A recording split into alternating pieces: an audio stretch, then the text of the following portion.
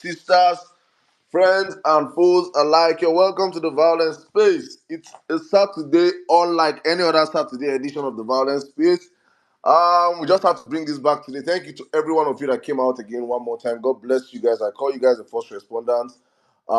This today had to be a special one. Why? Because on for so many reasons. But before I jump into the reasons, I want to say thank you to every one of you on the platform. Thank you, my brother, well in Nigeria. I see all of you requesting for the mic already. All our blue tickers, non-blue tickers, all our big and small handles are like. I see you down, Bello, already in the building. Thank you so much. I hope you guys enjoyed my short music break and our new banger by our own N6 tonight. I hope you guys enjoyed those music. Thank you guys. All right.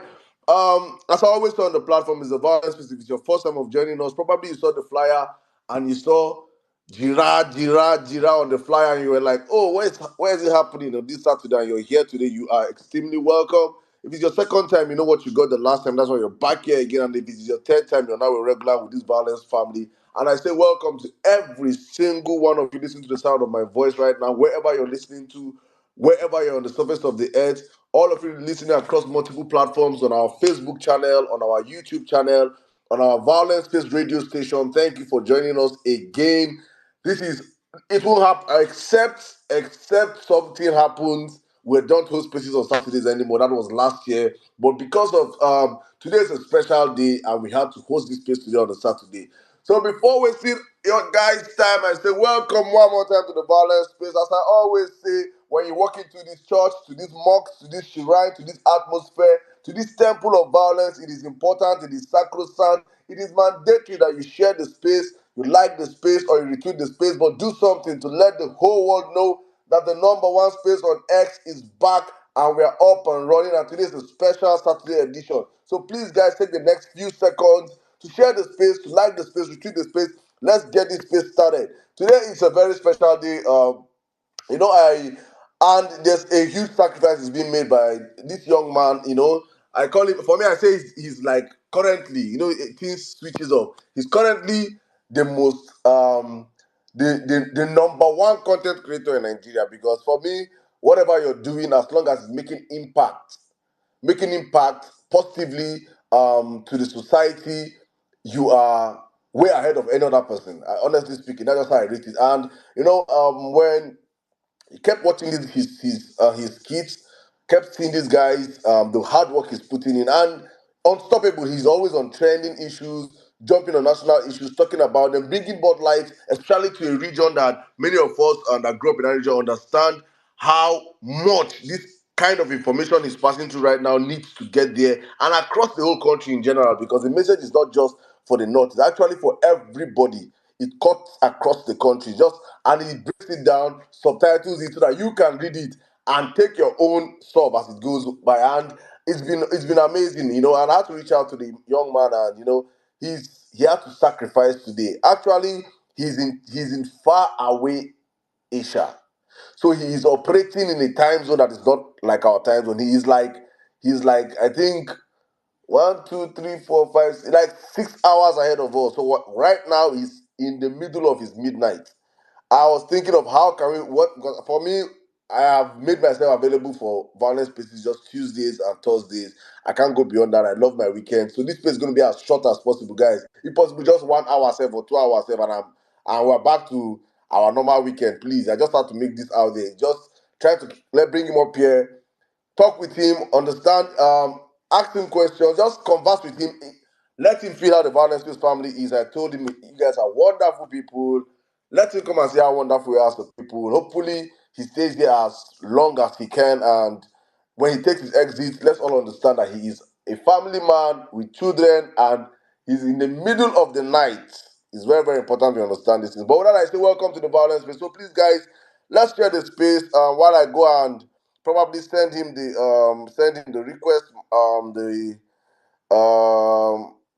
the mic, and also our Arewa brothers and sisters. To honestly speaking, today is their space. We know a whole lot of stuff I've been saying, I've been going on the timeline. It looks like people are trying to attack many of these guys, probably because of the way the election results came out, or probably because of the fact that the past president was from the region. So many things have been going on, and many of these voices have been they try to speak out and they don't have a platform to speak out, or when they speak out, they're not being heard, or even the ones that are speaking out are the ones that are not that do not speak for the region actually, and it's important today we get to listen to some of them on the platform today. So please, if you're from the north doing wonderful things in the north, please come out here today. Let us hear your voices. It's very, very open, and not just restricted to the north actually, but they are going to be leading the space today. And with that, I say, guys, welcome to the Violence Space. Thank you for joining us. Let's have an amazing, wonderful time tonight. As long as possible, as long as we can go, we will go today. Um, well, in Nigeria, good evening. How are you doing today, my brother? Welcome to the Violence Space. Yeah, Saddam, let me play my jam where it started. Canada, rashin mai, ina da kwale-kwale, Canada, bashi, ina da albashi, Canada, yunwa, ina cikin villa, Canada, hashtag, ina da biro, na ce a feel your pain, I feel your pain. All right, thank you. I needed to play that. Good evening to everybody on the space. I don't know. It feels so. I was just thinking now that there was actually a time where we had we used to have violence space on Saturdays from four p.m. into the middle of the nights. Then at first it was Saturdays and Thursdays. We come and we stay from like 4 p.m. to the night. Then at some point we added Tuesdays, right? And just kept going. And so it just, I don't think I've, used to being on space. I think I'm less on Twitter, even on Saturdays generally, So it's good actually to be here. And I think it's for a good cause. I had to play. So one of some of the reasons, or the reason we are here today, is really for to also engage our brother Dan Bello and other of our Arewa people, right? So as a way of introduction, why I had to play that song is that I think I've played that song of Vawulence Space before. The first time that that video was released, some time back. I think this video was released maybe I can't even remember now, but some pretty much some months back. Yeah, in November last year. So I that was the first time I came across. No, okay, not like the first time. I think, but that was like the first video. I was saying it some time back that you know um this person has been doing a lot. So that was one of the first time I came across his video. So he has been doing some great stuff. Like Saddam said, he has been educating everybody. The message is quite evident to everybody. So it's quite cool to have him here today. So we'll just jump right into the conversation. And that's my own welcoming for everybody. But again, please ensure to repost the space, retweet the space. Let's have some nice conversation with our brother here today, Dan Bello. Saddam, Yeah, yeah. Well, you can take it away from me. Dan Bello, can you hear me, sir? Good evening. Yes, I can hear you. Good evening, sir. How are you doing today, sir? I'm fantastic. How are you? We fine. No, thank you very much for joining us on the Violence Space. Thank you for honoring this invitation. I know your time restrained, and honestly speaking, I sent you something in the DM. I just hope you can check it out real quick. But you're welcome. We have this is a very wonderful family of well-meaning Nigerians that resonates a whole lot with your message. The message you've been passing through, you've been putting through your skits, and why I say your content over the past couple of months. It is good to know that you're here. It's good to finally put a voice to the real voice to the comic side of you. And honestly, would like to know more about you. If whatever you want, as far as you want to go, the length you want to take, it is well with us. I'll give you the next few minutes. You could introduce yourself, talk about what pushes you, what inspires you to do what you're doing. Honestly, it's going to be a pleasure knowing more about you. Thank you. Please take it from here. Thank you very much for having me here. Well, I'm happy to be here, but at the same time,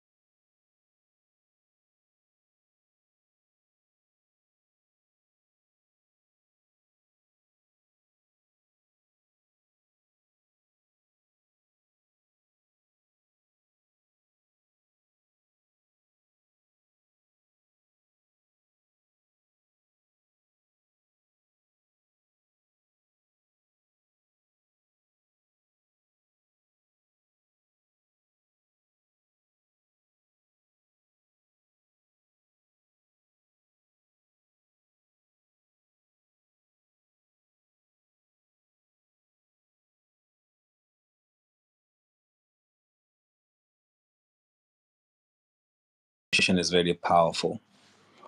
And as a teacher, I've also learned that communication is much more effective when it's interesting and entertaining. And then when you look at the trend of times as a businessman, you know that whatever is trending and whatever people seem to pay a lot of attention on, that's what you need to use to communicate effectively. It used to be radio, then it became TV, but now people don't have so much time. They rather spend a few minutes on the internet to consume information and then they're back to doing what they are doing. So when you bring all these different elements together, you realize that the most effective way to communicate these days is using short video content. And that's the reason why I'm doing content right now. Thank you. How long have you been doing this, please? About a year and 3 months. Wow.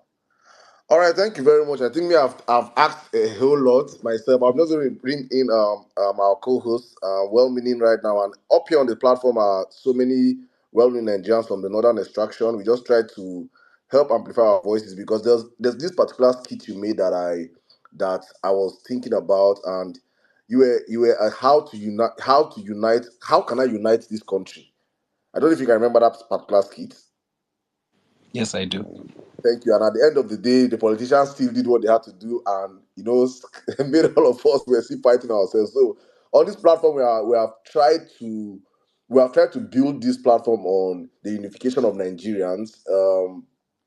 We have Nigerians from all parts of the country that come together that understand that to get back our country or fight for our rights as youth and young Nigerians, we have to do it across the divide.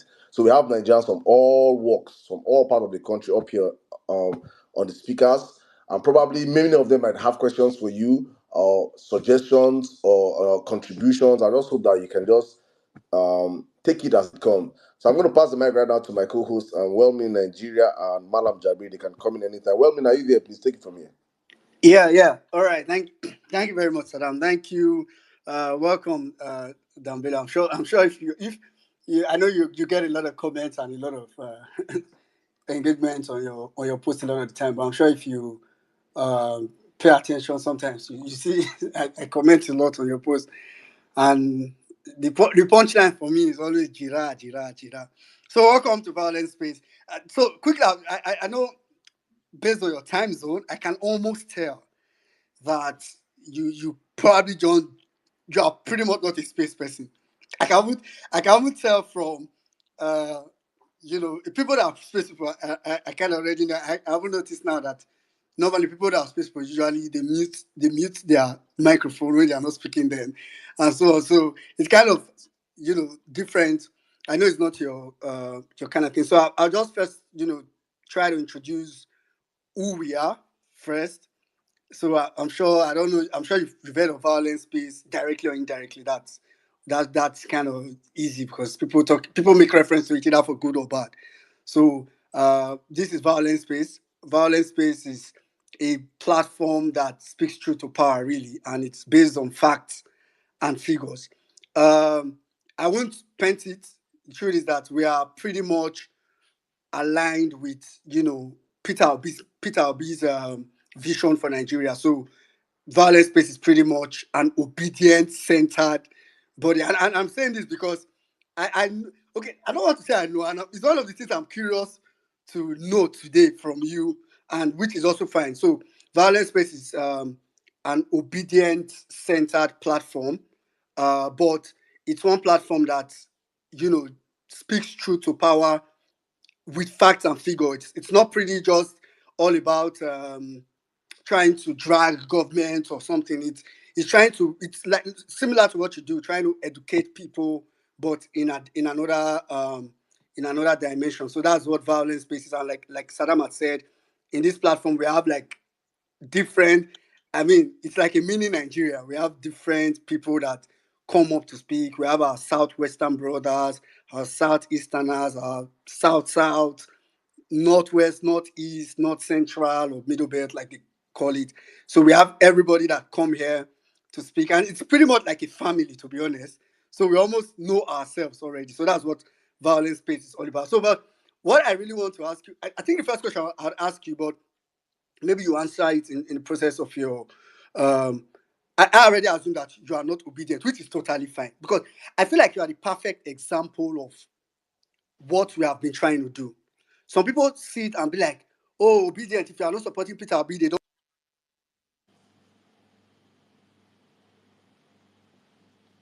1 minute, we lost you.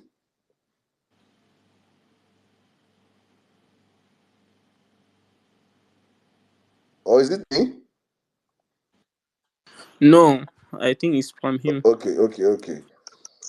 Um, Dan Bello, I don't know if you got probably what he was saying. I don't know if you want to come in from the little you heard him say.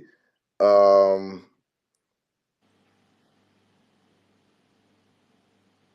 or do we move it on? Yeah, I haven't grasped what he was trying to say. Okay, let me bring in my our fellow co-host. Madam Jabir. Come in. Good evening. How are you doing today, sir? All right.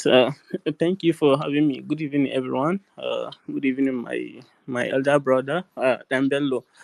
This is not the first time speaking to you. I could remember when I was contesting for the House of Representatives, I contacted you for advice, which you gave me, and I've made the best use of it, and I've gotten a positive result out of the advice.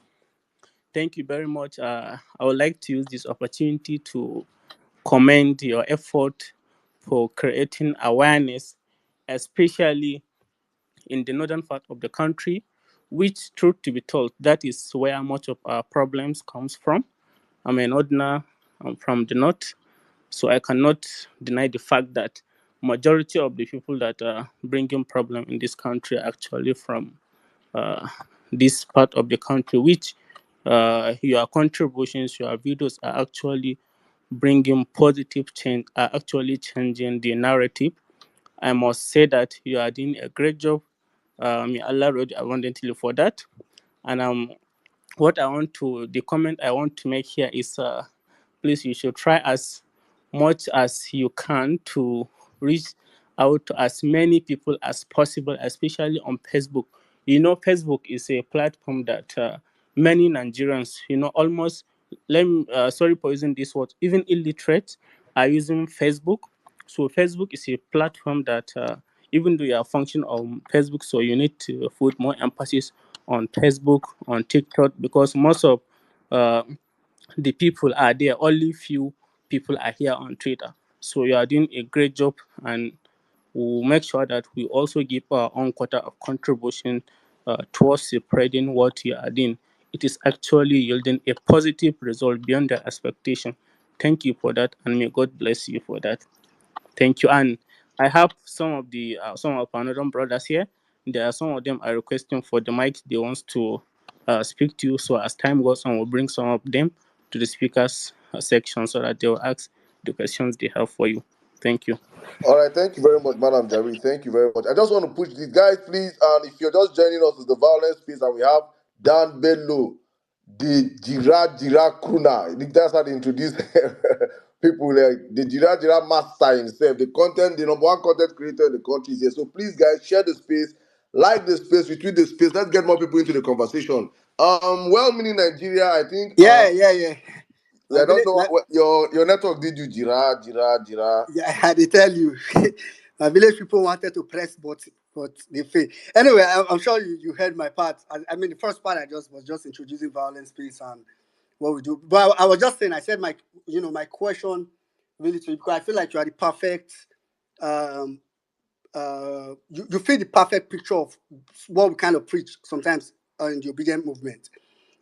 Leading to the elections, people have this ideology, or people have this mindset that, oh, obedience are they try to coerce you to support them, or they try to push you or something. But I usually tell people that's not true, right? I've noticed that what usually happens is that anybody, and I noticed, I studied this, and or rather I observed this from Rufai of Arise TV. So usually what happens is that anybody that speaks truth to power, anybody that's, let me not put to say to power, anybody that says the truth in Nigeria, especially politically, in the political space, politically speaking now, you have a tendency to begin to sound like you are obedient. Because a lot of time, that's what obedience do. Various people have different ways of going about it. But at the end of the day, the summary of what people that support Peter Obi really think is that the system has been messed up and so on. So they are trying to ask questions, they're trying to probe it and push and push and push. And in the process of pushing, this is a system that has been corrupt for so long, so you come off different ways. So I just want to ask you, first of all, maybe the first thing you should say is whether or not you're obedient. And I don't think I would prefer if you're not obedient, because I've been looking for you, someone that is not obedient, right? That I can ask this question. I want you to your picture, your idea of the political space currently in Nigeria, especially slightly pre 2023 election and maybe post 2023 election. Just your what will be your what as someone that is observing from afar. That if you're not obedient, because you say you're obedient, you maybe can still answer this question, but it might not be in the perfect way. So, but as someone that is observing from afar, in fact, physically you are really far from China or from Asia, like you are. What would you say you've observed? What has been your observation, your honest observation from all parties, all persons, all kind of people, all supporters, all political players? I mean, I know it's kind of like a broad question, but what you just think, your thought, a penny really for your thought. Well, if political space is a house, right now, Nigerians, we are still living in the bush with lots of mosquitoes, and it's open to the elements. So we need to actually clear that bush, lay down a foundation, and build a reasonable house. And I believe that that's what most of the things that are carried in the video is to show that there is no foundation, and we need to just put in the work. And maybe by the time we are old, we can have maybe the first floor ready for our children and grandchildren, and they can finish the rest.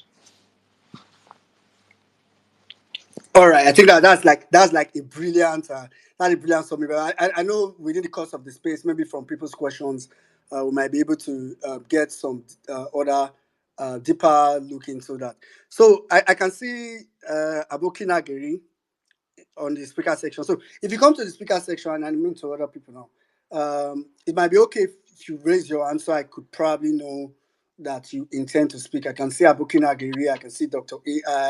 I can see Madaki, I can see Gabriel. I think Abdurrahim was around not too long ago. Okay, I think Abdurrahim is coming back. Um, so let me quickly go to Abuki Nagiri. Abuki Nagiri, please go ahead. Hello, everyone. Good evening to you all. My brother Bello Galadinti. Yeah, welcome to the Violent Space. My name is Abu Kinagari. I'm from Kano State.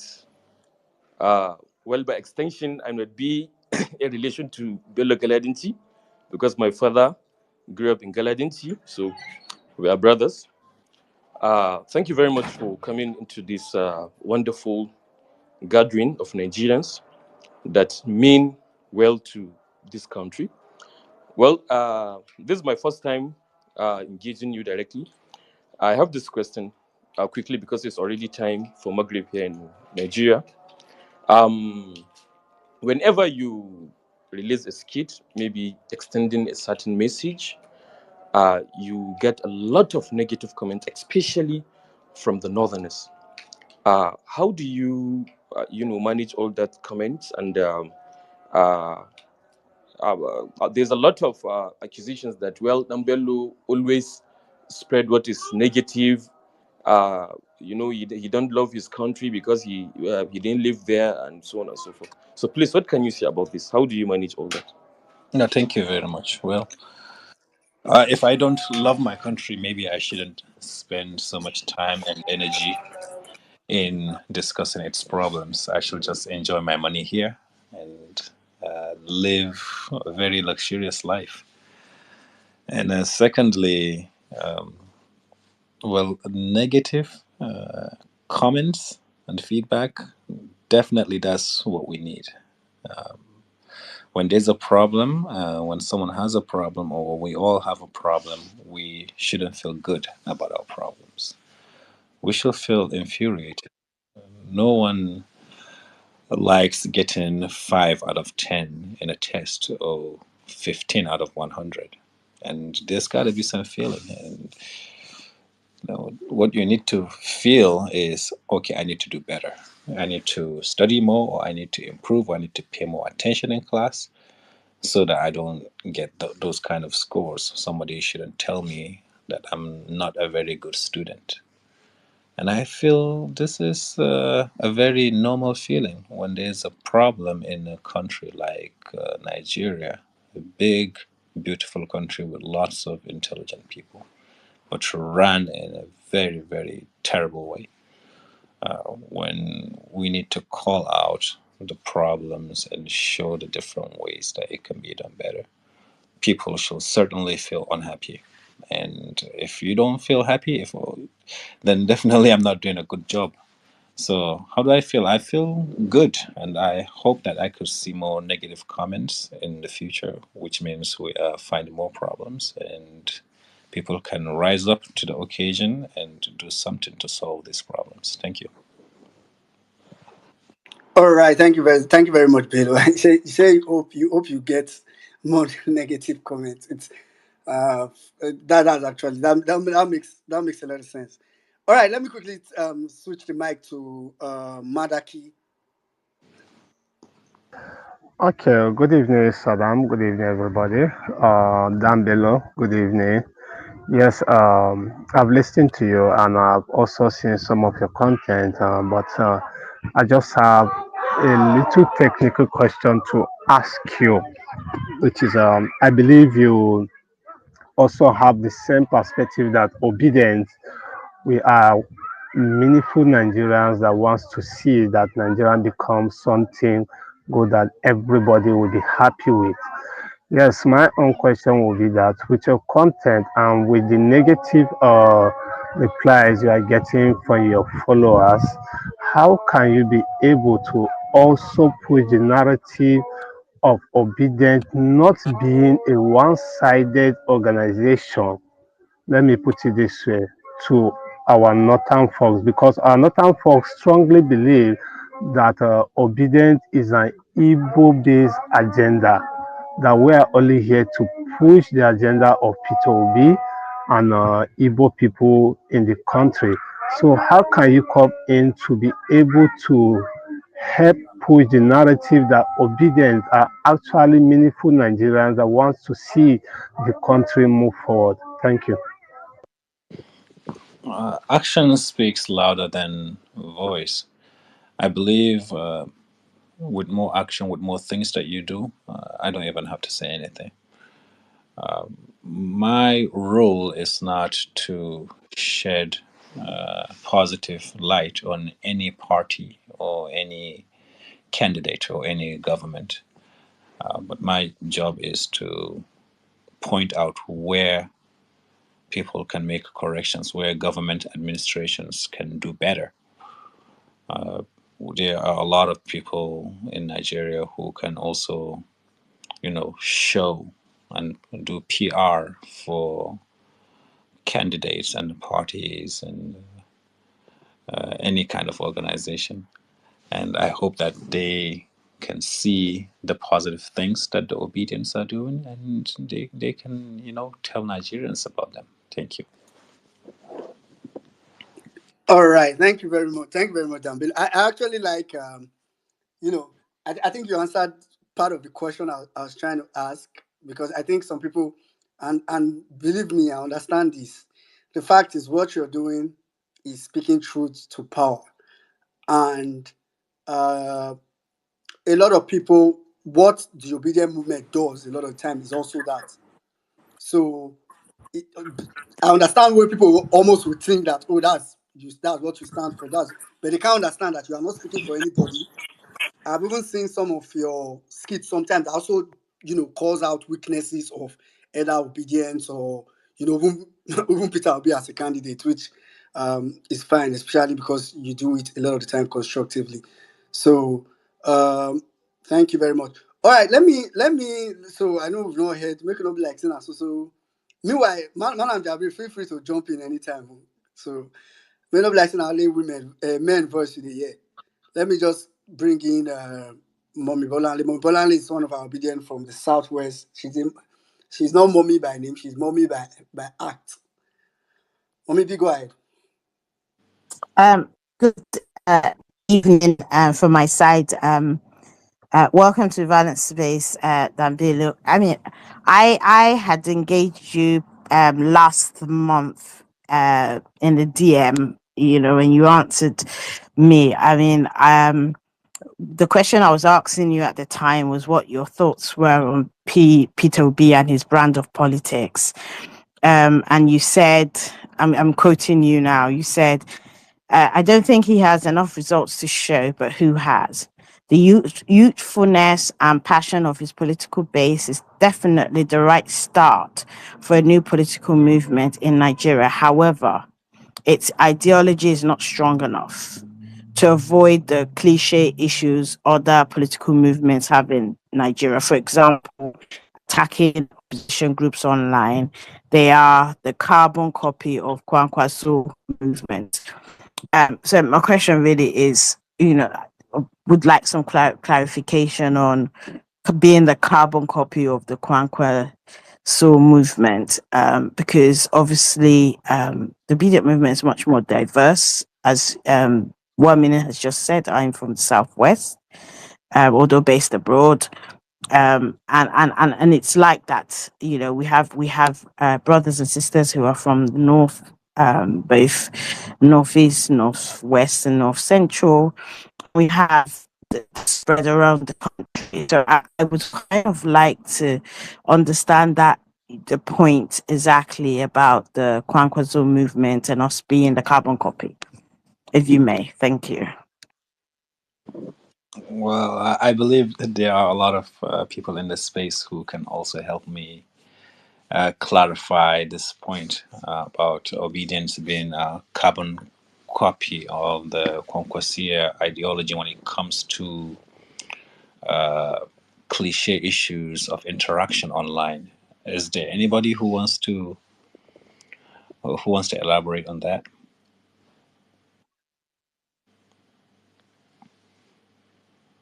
Mm. Dr. A, are you trying to say something? Yeah, okay, sure. Let me say something regarding that. Okay, thank you so much. The Kwankwasia movements kind of I've listened to them. I've interacted with some of them, and they are kind of like also very strong, especially in the northern states. But they're trying to create some inroads into the southern states, and also and they're really careful about.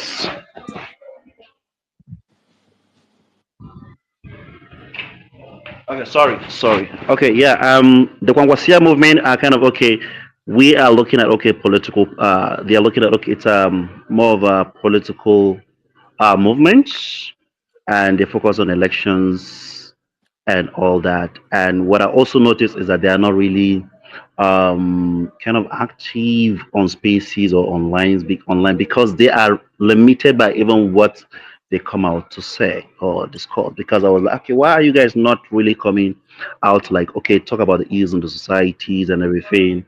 But no, no, okay, we can't. There are some even things they can't even talk about, and maybe their approach, right? So they try to like okay engage you and all that. While the obedient movement, that's okay. When it comes to the obedient movement, we tell our people that okay, can we, because we understand our people. Our people are kind of like also very conservative, and they want to hear from their own people. Like just like Bello said, okay, our people want to hear from us, from some northerners, okay, to get the message because there are ways you can pass the message that they will understand. Trust the person that is bringing it, right? If they don't trust the person, it's also another barrier as well.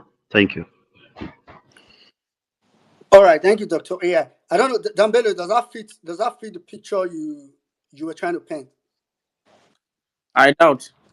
Please, I doubt.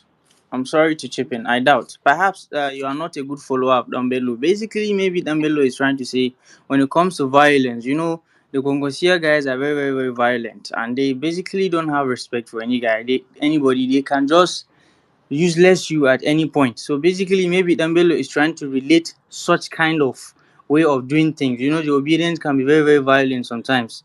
And I do support that. Sometimes you have to move a little bit mad. And perhaps Dambelo is trying to, relate such things with the Konkosia movement because they are similar. They don't really stand criticism, right? And sometimes the obedience also don't stand criticism. So perhaps Dambelo is trying to relate the two, perhaps, maybe. I don't know. Jira, jira, Yeah, jira, okay. jira, jira, jira, jira. Okay. Please, if I can comment, I'm sorry. Yeah, Bukinagere, You go ahead. know, I just want everybody that has like a clear. Because I think what Dambele is trying to get is some whatever anybody's going to say then before we get his own perspective on it. Go ahead, Abuki. okay. There's one adage in Hausa that said, "Bula liyar kan hanya, o suma gyar kan hanya." You know, uh, Dambelo is like that. If I can give him a very soft landing and a very good benefit of doubt, because if one want to send a message, he doesn't have to maybe be politically inclined to somewhere or something, because he might be biased. If you are looking at, if you are a good follower of Dambelo, he sometimes criticizes the obedient, sometimes the Konkosia people, sometimes APC, everybody. So I think he's not biased to maybe one political sect or the other. Maybe he's trying to show a sense of balance in what he's doing, and I think this is a very great thing to do as someone that want to send a message to Nigerians. So I think that's my take on this. All right. So, Dambelo, I don't know if from what Dr. A.I. Abdurrahim and Abukinagiri said, what best fit into your picture that answers Momi Bolanle's question. Yeah, I think they've done a wonderful job from their own understanding, which is fantastic. What I would add is I observe a lot and see how, for example, obedience interact with the APC supporters from the Yoruba side of the country. And sometimes you cannot differentiate them based on, from how they talk and how they respond to each other. There's a lot of insults and calling slaves and idiots and mental issues. Lots of words that just makes the line blur as to which group has a better ideology, and it's very similar to the Concasia people in the north. They also are very aggressive when it comes to criticisms. They just go for insults and personal attacks. So for anyone, not just obedience, anyone who wants to start a political movement in Nigeria, I will tell them work on the ideology. Work on the ideology, because if your people don't even know how to interact with others and take criticisms and showcase what your party is all about online by yelling out slurs and insults, then the ideology is weak and it's not very attractive. I think that should be a summarized version of the answer. Thank you, Bolan. All right. Thank you very much.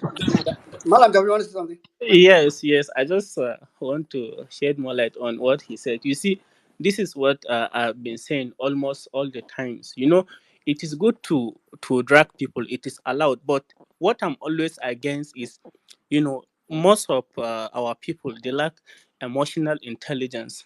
They don't know how to control their anger when something happens. Even today, I tweeted about it. Politics of insulting parent. I said it is good to drag people, but what? We are insulting our parents. We are insulting even people that are dead. That's not politics. You should try as much as possible to be tolerant and how to control your emotions whenever something is happening. But what? When you say any small thing, you drag people, you insult people. There are people that are not commenting. They are always silent. They are just watching your ideology, your political ideology. That is what will attract them to follow or to support what you are doing. But every day, all you know how to do is to insult, insult, insult. There is a way, a simple way that you will drag someone. You will push that person to the wall. You will make that person angry without insulting that person in a logical way. But sincerely speaking, Concorsia movement and our movement, Obedient movement, they have so many things in common, which most of us lack emotional intelligence, which is something that is we should work on. Is very very important in politics. Emotional intelligence is one of the important keys that will help in achieving the desired goal in political movement. Thank you. All right. Thank you very much, Malam Jabri. Okay. I think I'll just switch up this space a little now. Um, so I actually like what is going on. So I want and this is for everybody listening. I want us to see this as an external auditor, right? So I'm going to see Dambelo now. It's more like an external auditor that is trying to tell you that, okay, your company this, your company that.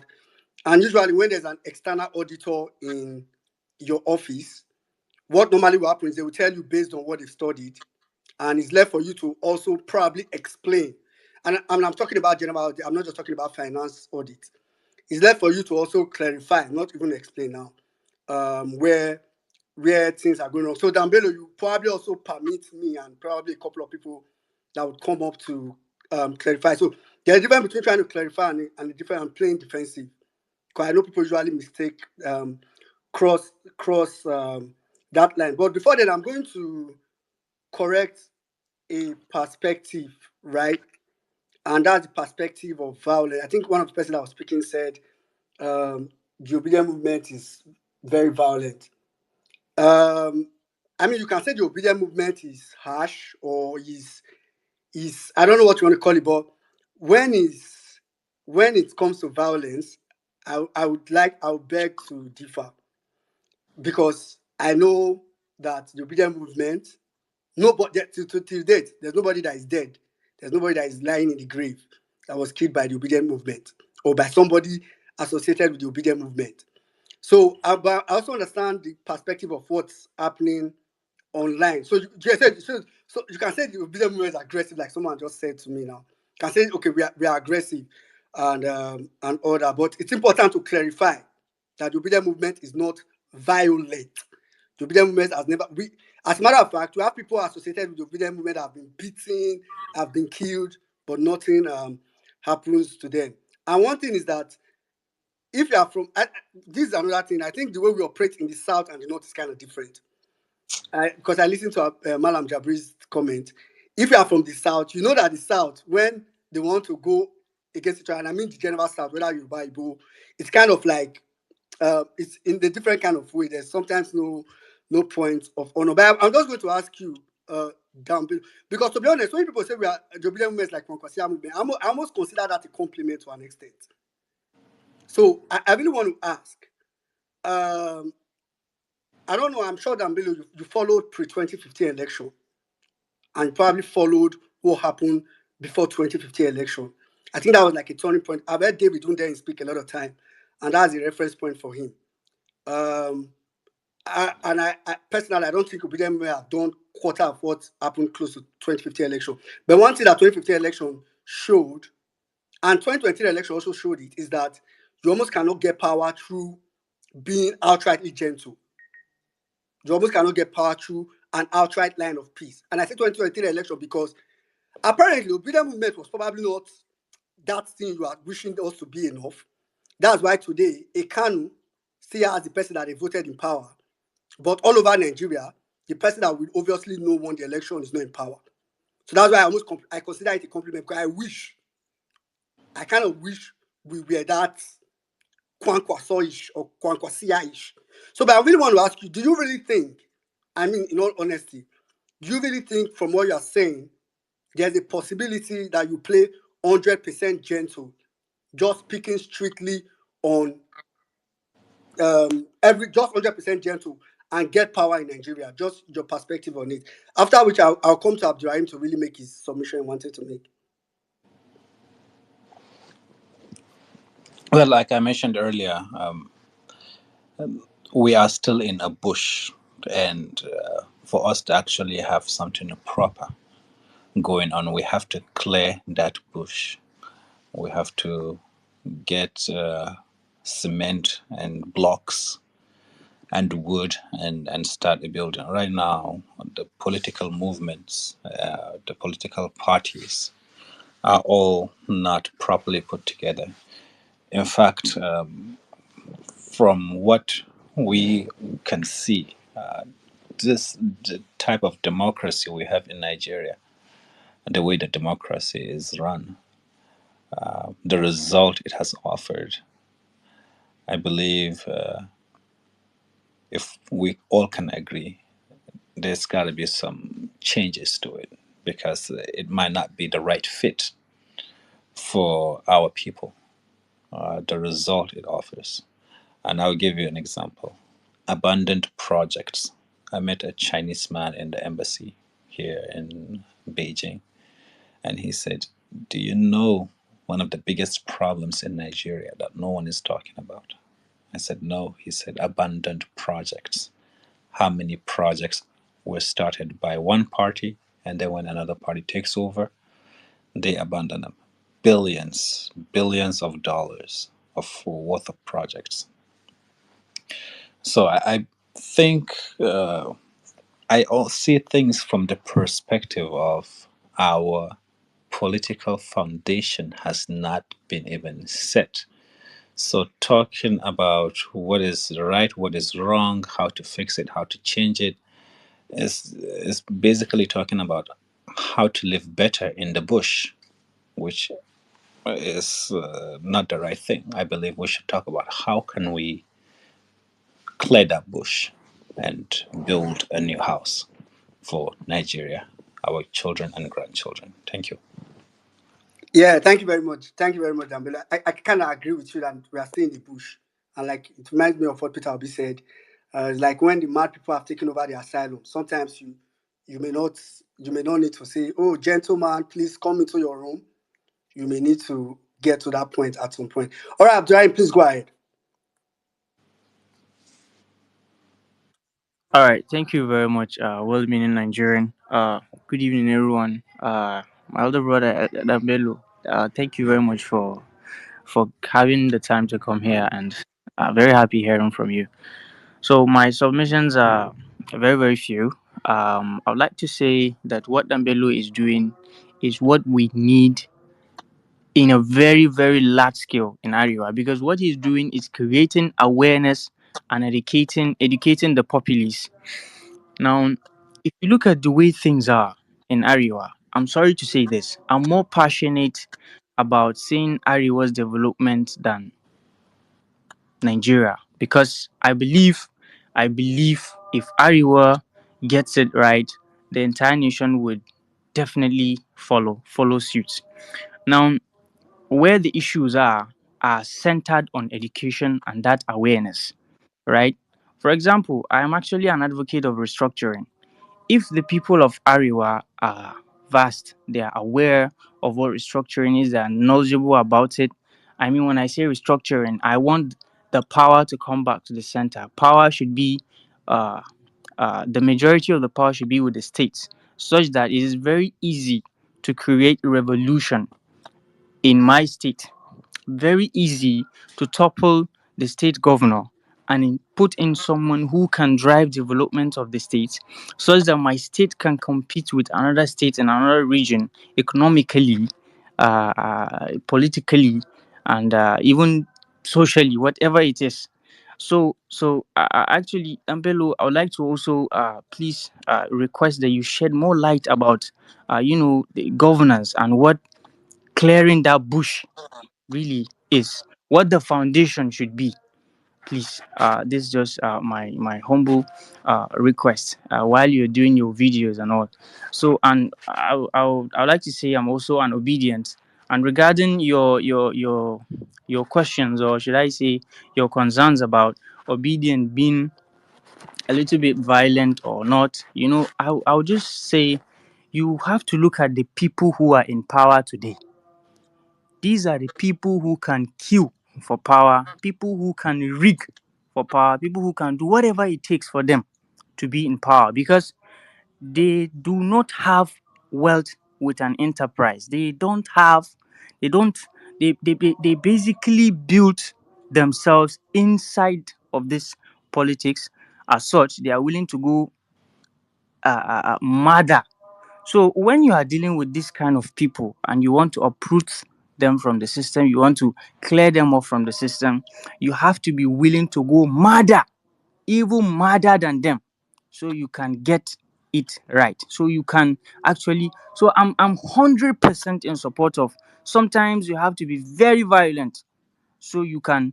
I mean, you can't just meet two people having a conflict, and then you plead with the other to please be calm while the other one is throwing punches at him, just because maybe you want the other person to be calm, so that you portray himself as a very calm person who is democratic and what have you. I don't support that, Nambelu. One has to move murder. If you know what Xi Jinping did in China, so China can be where it is today, I doubt you will even talk about violence, because Xi Jinping did a whole lot of violence. He cleared a lot of mess so that Please, China can would we be not where talk it is about today. Chinese leaders here? Thank you. All right, I'm just trying to make a reference to that, actually, so that you can understand where I'm coming from. But No, no, for my own that's safety. completely Thank you. fine. No problem. No problem about that. But actually, I'm 100% in support of obedience, trying to be a little bit mother than the APC folks or whoever it is that is in power, trying to bring Nigeria down. So, well, thank you very much, and I hope you continue to pass the message and create that awareness that Nigeria actually, especially from the north, Yeah. needs, because seriously and honestly speaking, Nigeria needs to be restructured. Arewa needs to know that we have the resources, we have the landmass, we have whatever it takes to generate the revenue, to build new schools, to do whatever it takes to clear the people who go into politics to eat. There are many who go into politics in Iowa to eat. I know many people who rode bikes, but today they have Camry 2020 versions and they are doing well because they went into politics and they are eating haram. They are eating haram. But they come to the mosque, they tell you not Yeah. to protest and what have you. So thank you Yeah. very much. Thank I you very will much, just Abdul. end I it. don't know. Jambele, do you want to answer? Like, I think he asked a question in between his submission. I don't know if you want to make Yes, my answer is Abdur Rahim, right? Sure. Yes, Yes. Abdur Rahim. The party that is going to rise above any party in the future in Nigeria, and the political movement that is going to rise above any political movement in the future in Nigeria, that is going to attract people, is the one that goes the other way, if that makes any sense. If the one that presents a different way of doing things than, you know, attacking violence with violence. This is what I believe, and I'm sure there's a lot of people waiting to see that kind of political movement for them to join. That's a better ideology. Thank you. All right, thank you very much, Jambelo. All right, quickly, let me quickly go straight to let me take okay, Doctor. I can see now, but let me take a lady. So I'm going to go to Arewa Cheek. Arewa Cheek is actually also another obedient from the north as well. Arewa Cheek, right?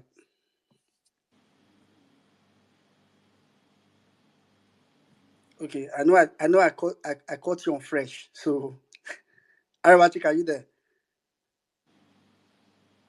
Okay. If you're not close to your phone, then I'll just Oga Akin, I can see you here.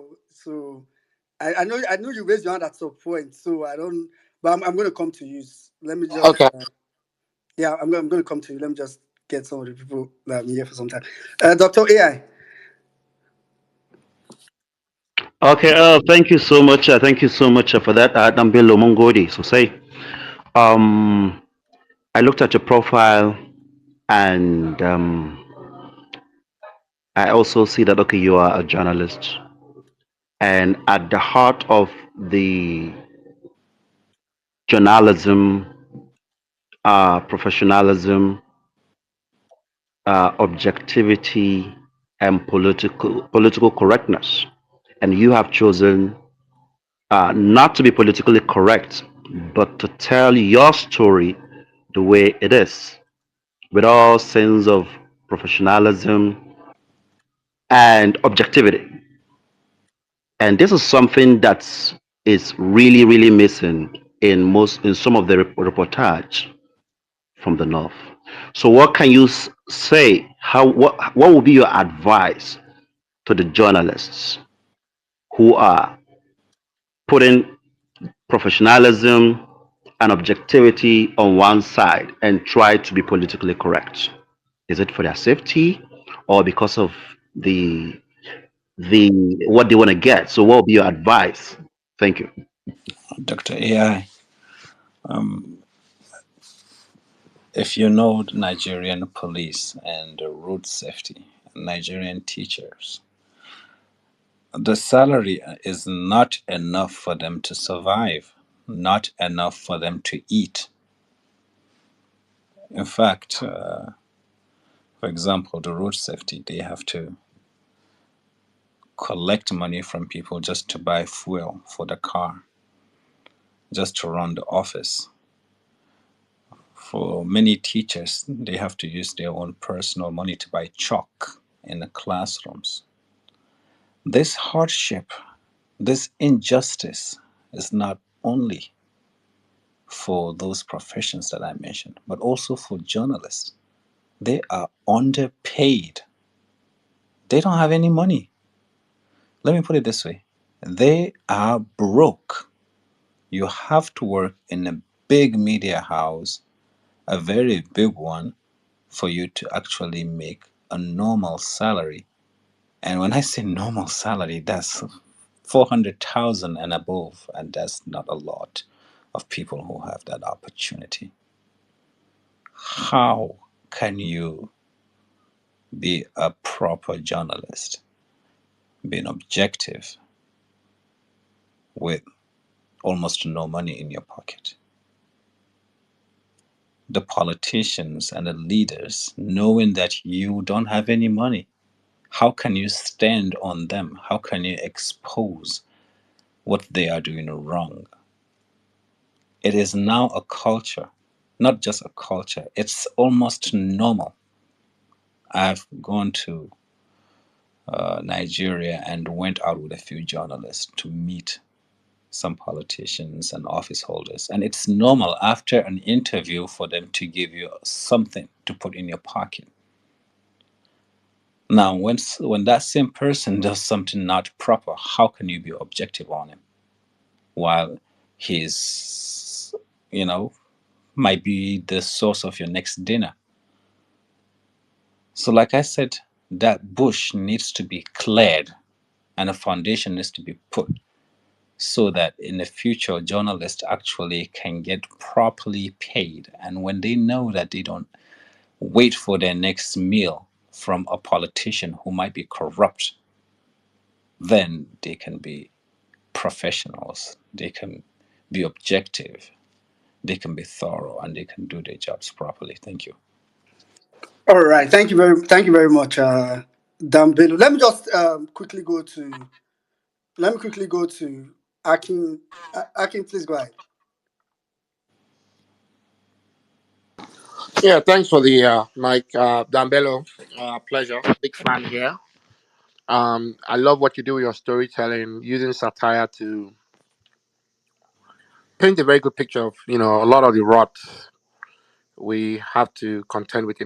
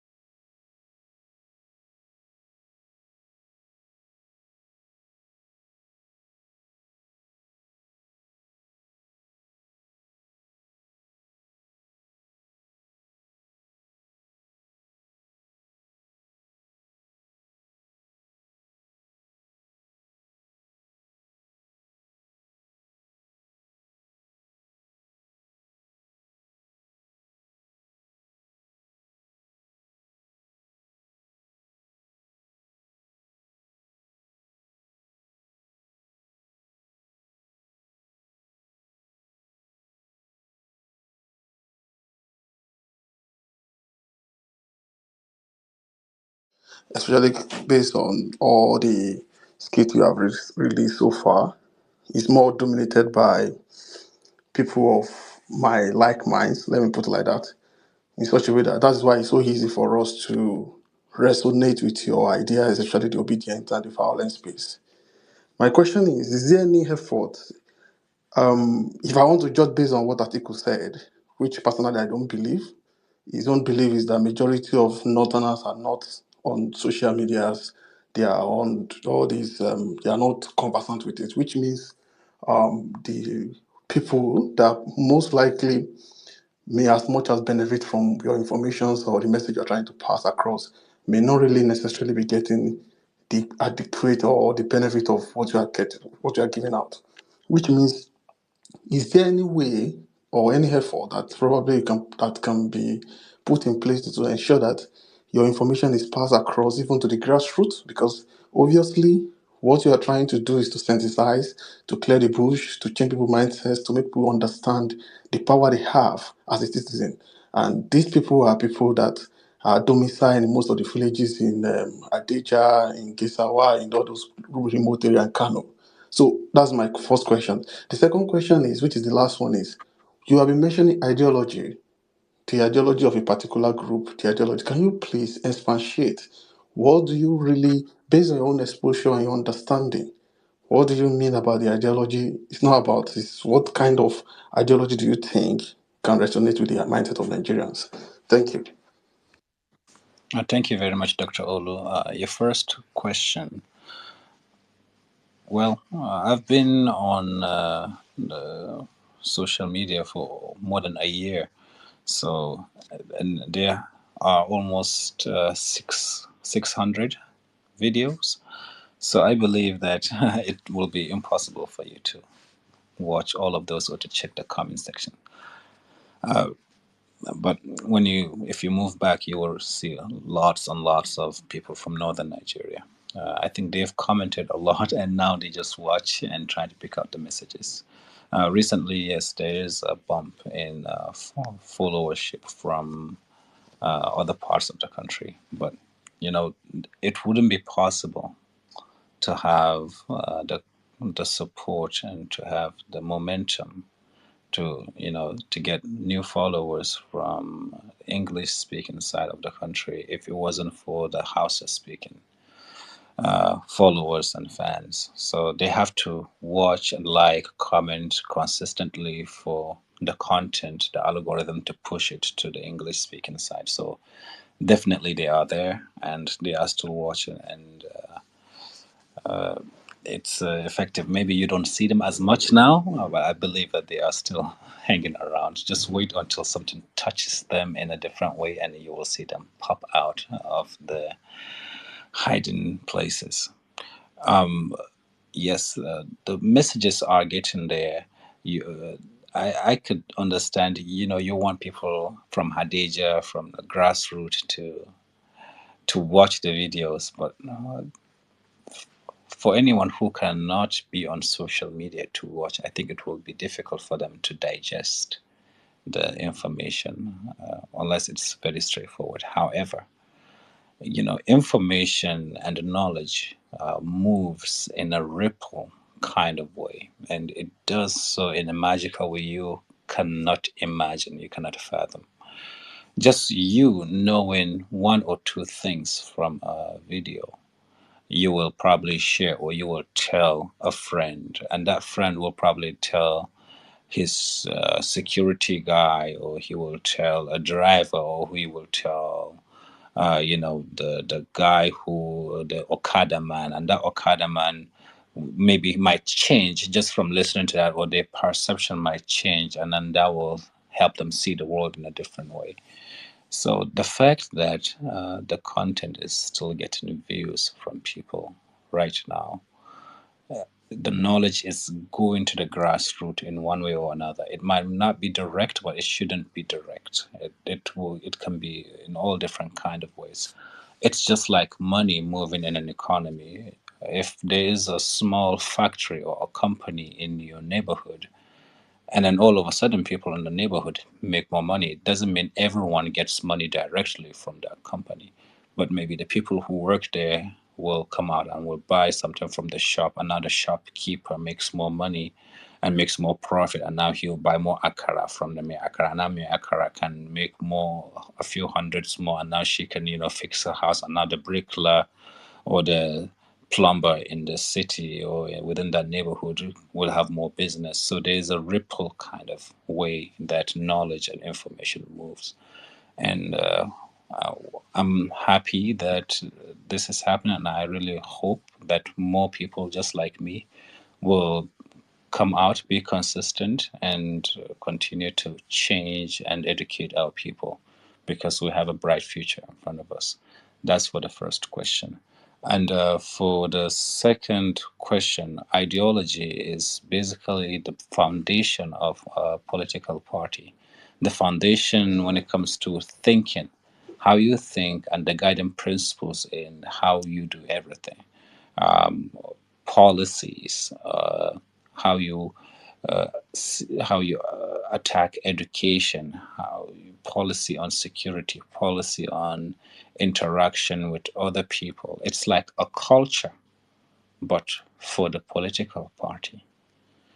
It's like a culture, and it has to be distinct. It has to be clear, and it needs to be identified easily by others, and for them to know that, okay, yeah, this is how somebody from this party will address this. This is where they stand on this. I will give you an example. In the US, we have the Democrats and Republicans, or we call them liberals and conservatives. And you can see that liberals, they are, for less taxes on the rich and more taxes. More taxes on the rich, less taxes on the poor. They support things like, I don't even want to mention here, but uh, not very religious friendly. And then you have the conservatives whom are more religious friendly, and they support less taxes for the big corporations and the rich, and more taxes for the poor, and all of that. So those are ideologies that differentiate them, and it's almost impossible for somebody to jump from one party into another party. But in Nigeria, the guy who is in PDP today will jump into APC, and then the APC other guy will jump into PDP, and then they keep jumping and jumping. Before you know, you don't even know who is a frog and who is a lizard. They are all over the place. So there is no distinct ideology. They don't have any foundation. They don't have any base, and it creates confusion. So that's the answer to the second question. I hope I've made them very clear. Thank you. All right, thank you very much, Jambelo. So guys, if you are just joining us, welcome again. It's Violence Space, like a special Saturday edition. We have Dambelo. The Jira Kurani has been quite some engaging conversation. So I, currently, I think we have about 1,000 listeners, which is cool, but still do well to repost the space. And for those of you in the comment section, I just went to the comment section now. Some of you are saying, oh, his voice, oh, he's this and that. Dambelo is married, happily married. Because I can see that some of you are females. Leave Dambelo alone. All right, thank you very much. That was on the lighter note. Quickly, I'll go straight to Genstar. And after Genstar, I'm going to come to. I know, Dr. Ria, you don't give your main submission, so I'm going to come to Dr. Ria. Hi everyone. Good evening. Hi Dan. Thanks for the work of educating Nigerians across board. I've got three questions. The first one is the intersection of ethnicity and religion in Nigeria has not served us politically. How do we elevate the conversation beyond ethnicity and religion? How do we elevate the political conversation beyond ethnicity and religion? That's one. Secondly, what will it take to make an ideological handshake between the North and the South? And I'm not talking about political parties now.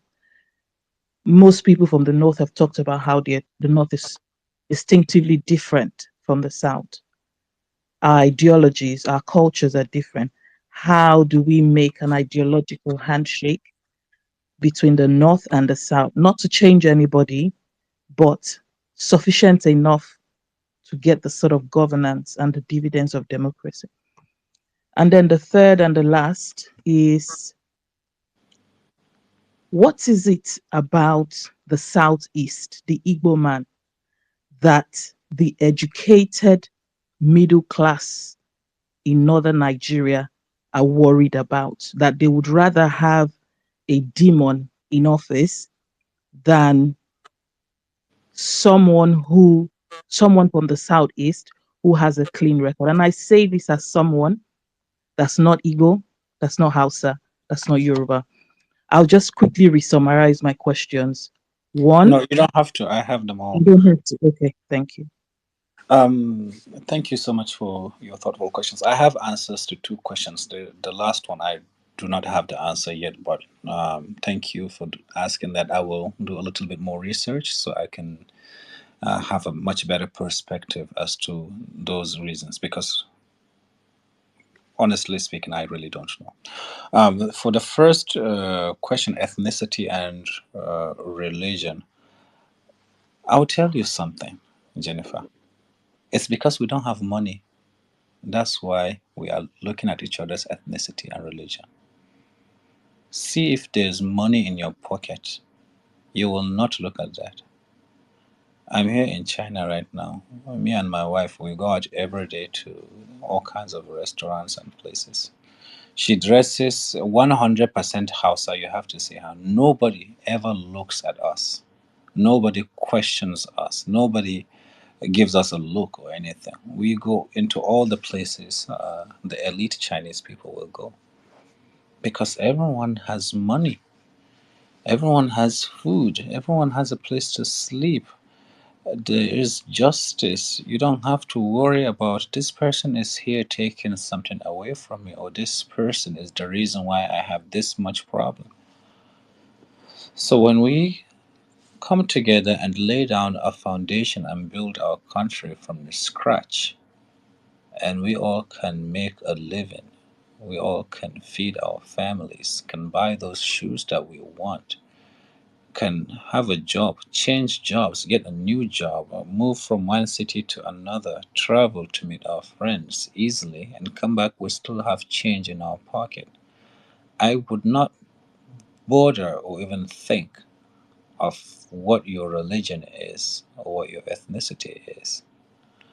You know, my best friend in Penn State University, where I went to school, his name is Madubuke Tony Jr. Chukunonso Okafo. We were the only two black people who studied biomedical engineering at Pennsylvania State University. I only see my friend, I only see my brother and my other Nigerian who we do homework together and we do our projects together and we depend on each other, and our difference was never a factor. And also there was Jimmy, my Yoruba friend, when I was working at VOA. We were making our money, we were doing our jobs, and we visit and meet each other. And we never think of those things because we have food, we have money. Nigerians right now, we don't have money. When you look at the people at the top, the House of Reps, the senators, the governors, they wine and dine together. They even marry their kids off to each other, irrespective of religion and tribe and culture, because they have money. So let's get together. Let's not see those tribe and religion and build a country first. When we do that, we will not even think of our personal identities as a barrier to what we can be as people and as a nation. And then the second question that you have about North and South ideological handshake, it's the same answer as the first question. We will not see those differences if we really have a functioning country with an economy that works. Beijing here is a prime example. if I meet 10, 15 people, there's only probably one person from Beijing. And all people from different parts of the country are here living and working. Some of them have been here for 20 years, 30 years. No one cares about where you're from. And the southern people from southern China and northern China are not the same at all. Their food is different, their culture is different, even their Chinese accent is completely different. I speak Chinese with a bit of a northern accent, but then the southerners have a different accent, but still it's Chinese. And when they talk, you can tell. But no one cares about that.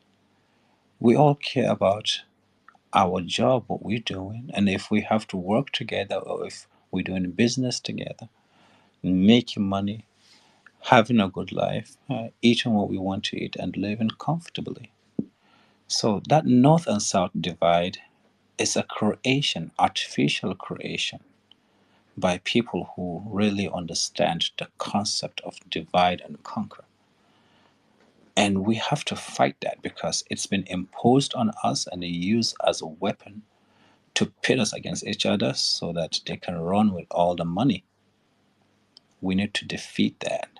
It's a monster, and it's one of the reasons why those weeds and pests are on that farmland where we stay now, and all the mosquitoes are biting us. We need to destroy that and dig a foundation and build a country that will work for our children and grandchildren. Thank you very much, Jennifer, for your questions. Thank you very much, Dambilo. Oh God! I mean, when you were speaking, I kept using the cry emoji.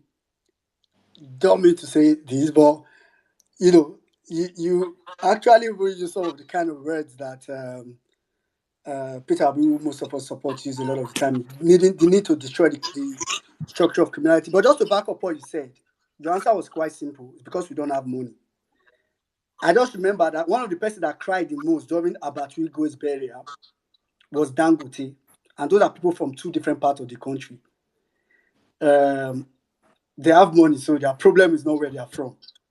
So I think the Hmm. system have decided to make Nigerians poor so that it will be easier for them to divide us with these other things. That Yes, well meaning. How yeah, much problems do you have with Dangote right now? yeah. How much problems do you have with Dangote?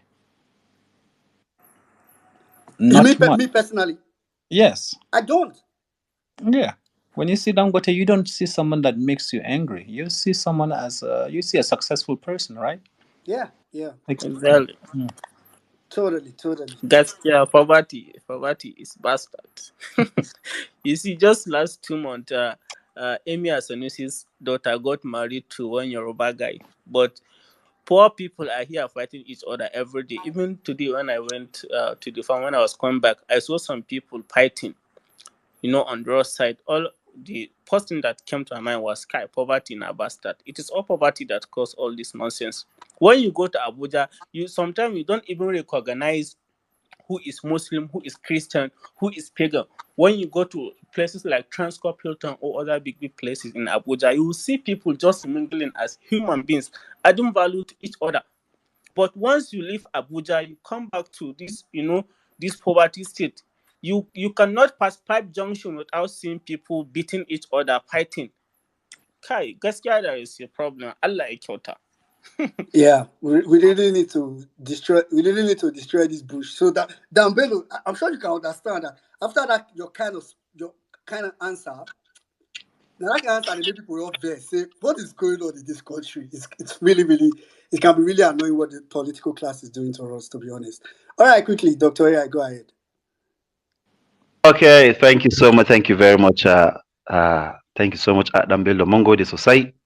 I just want to like give a brief submission, then also okay answer some questions about let's say building a political movement of the future, and it's something that is very close to my mind, and I've been pondering about that in the last let me say 3 months, and just like my brother will say, right? Political movement of the future. Okay, are we looking at, okay, violence for violence? Is it working for us? If it's not working for us, okay, how about we going back? Or we have some people that will go back. So reiterate. And as a process innovator, when we try to solve a problem, which, okay, number one, we try to understand the problem, we ask the whys, the questions and everything. Then we will now experiment. Then at the end of the experimentation, we now ask, okay, have the results answer okay our questions? If it is no, you go back again and reiterate the process again, right? So I see the movement like, okay, like an innovative process, like innovation process. We need to iterate, and at the core of that is our messaging. Okay, you take someone from Jalingo, for instance. You meet someone in Jalingo. Okay, unobedient. What is obedient? Or he's not even obedient, and ask him a question. And pick someone randomly in Kano, what is obedient? Pick someone in Port Harcourt, ask them what is obedient movement. Pick someone from Lagos, just do that and get the feedback, genuine feedback. People that are obedient and people that are not obedient. And that gives you a picture. And what they pushed and they use money, resources, everything that I realize in the northern part is what's propaganda. While we're pushing for the positive side of PO and everything, the things he's done, they were busy like, okay, it's an Igbo agenda. They want to divide Nigeria. I was like, you really? Okay. So now they have fed the populace with this constructs. How can we deconstruct that? How can we now, let's say, go back to the drawing board and begin to get the real message in there? Because now some of them are oblivious of what we are doing. They are ignorant of what we are doing. They are being fed lies. That's why I don't even react to them. Because at some point in time, I've interacted with them. I discovered that, okay, they are like Gen Zs coming up. Maybe they're 20, 25, 26, 30, 32 or thereabouts. Right? And some of them are not even exposed. Or even if they are exposed, they choose to be conservative. They choose their region first. I'm a Nigeria first. Nigeria first before any other region. Nigeria first, right? And a global citizen. So what are we saying in essence? We can work on our messaging.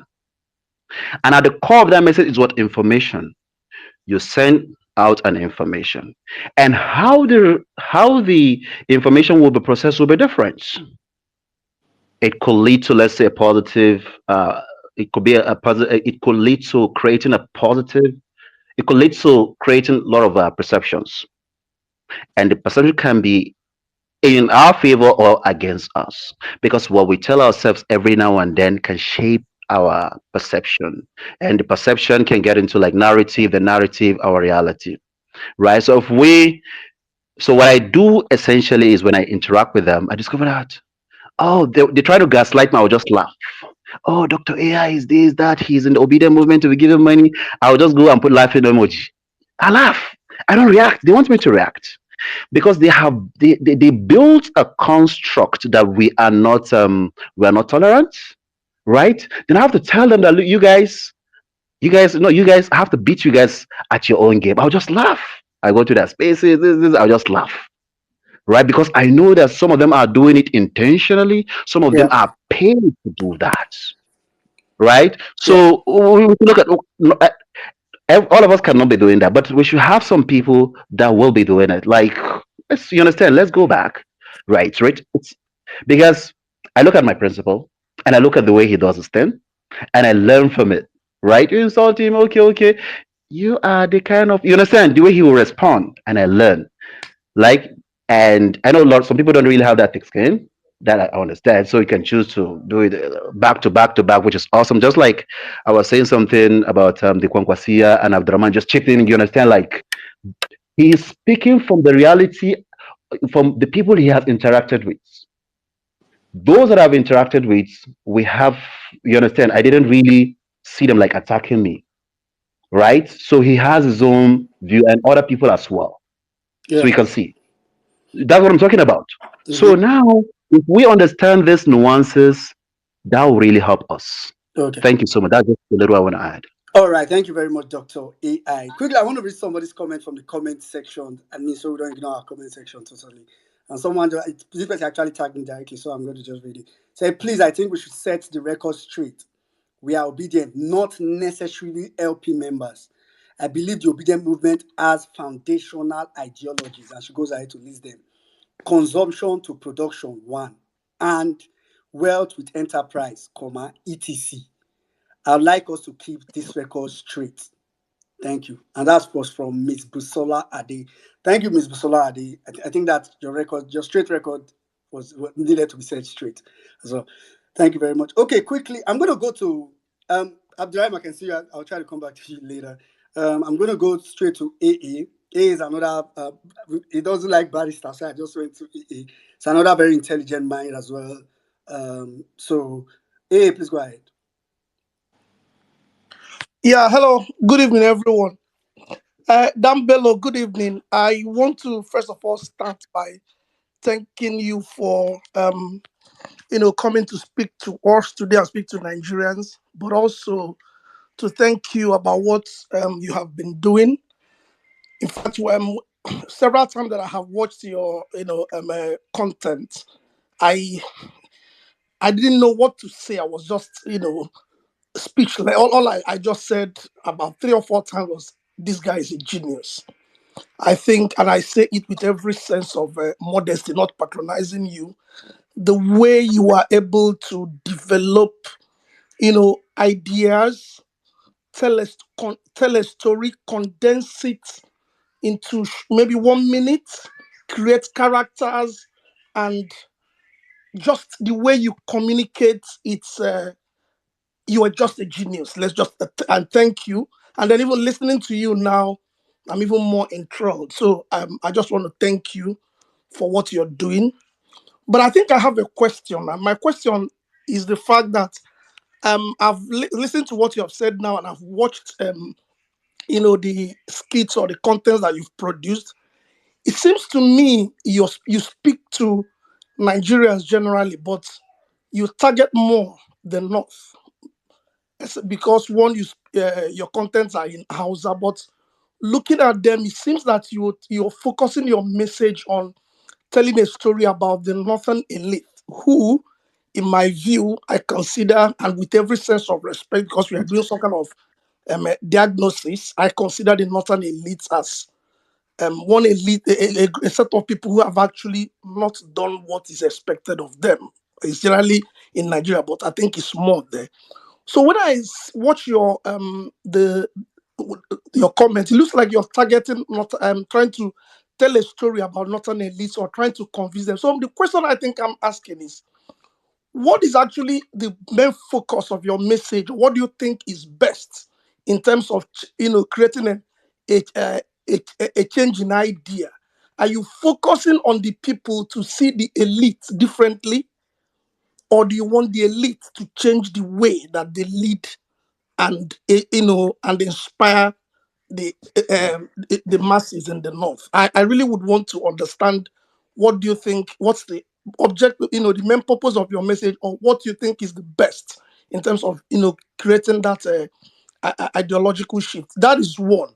Then the second question I want to ask, because you're such a brilliant communicator and educator, and you have taken this style of telling a story in this short way and adding humor to it and satire, what other storytelling mechanisms or methods do you think you can recommend to help advance the message?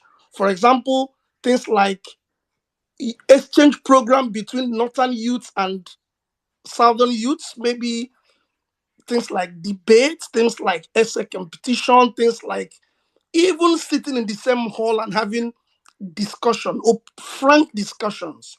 So can you recommend other storytelling methods that you think that can bring try to bridge the divide? So to summarize, I asked the question about the elite. Do you think No, the don't elite? worry. I have all the questions. Okay, please, if you can help us, I would really appreciate. Thank you. All right. Thank you very much, AA, for your questions. For the first question, change begins with me.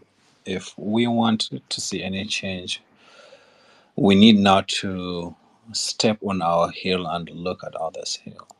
So we all want change in Nigeria, and to show that we are serious about that, we have to first change ourselves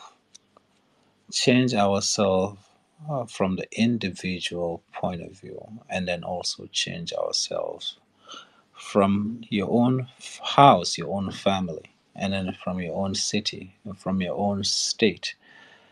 For others outside to listen to you, they need to see you setting yourself up as an example.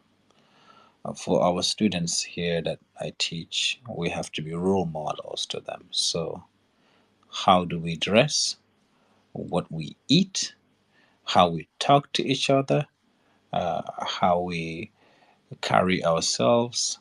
They look at us and they use that to, develop themselves and to know whether to trust us or not. So, yes, I will use Hausa one because for us to build our new house, our new Nigerian house, or I don't know, Niger, we have to think of our native languages and we have to give them relevance. Our native languages are so beautiful and important, and we do not seem to give them the relevance that they need, and also we do not seem to understand how powerful they are to our development.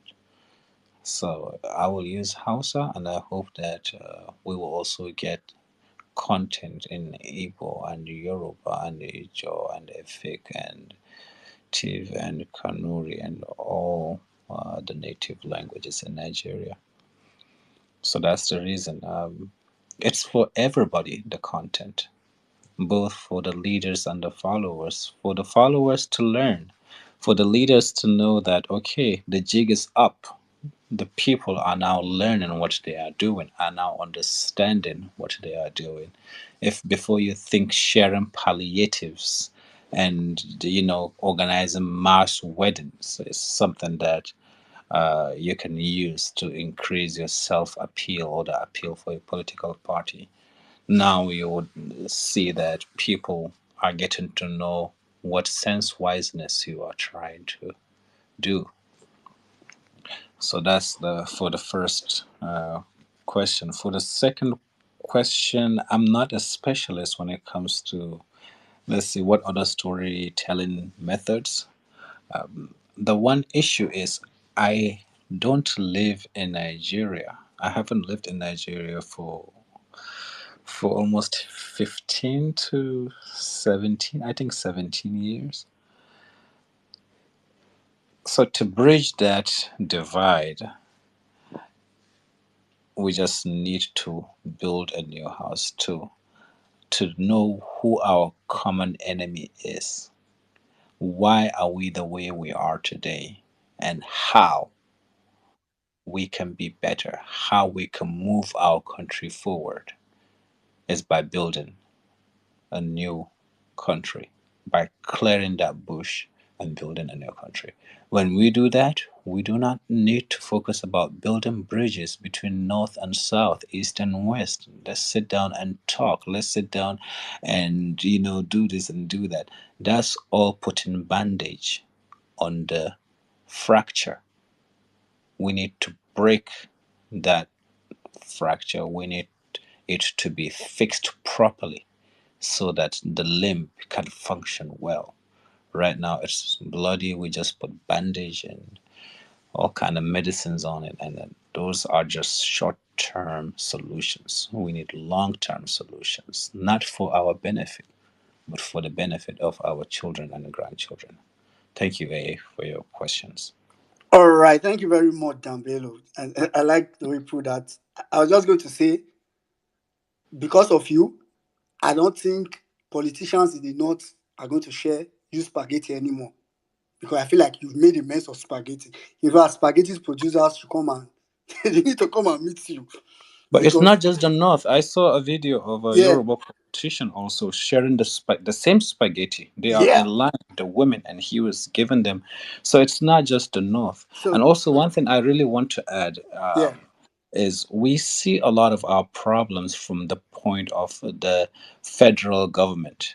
But those governors are evil.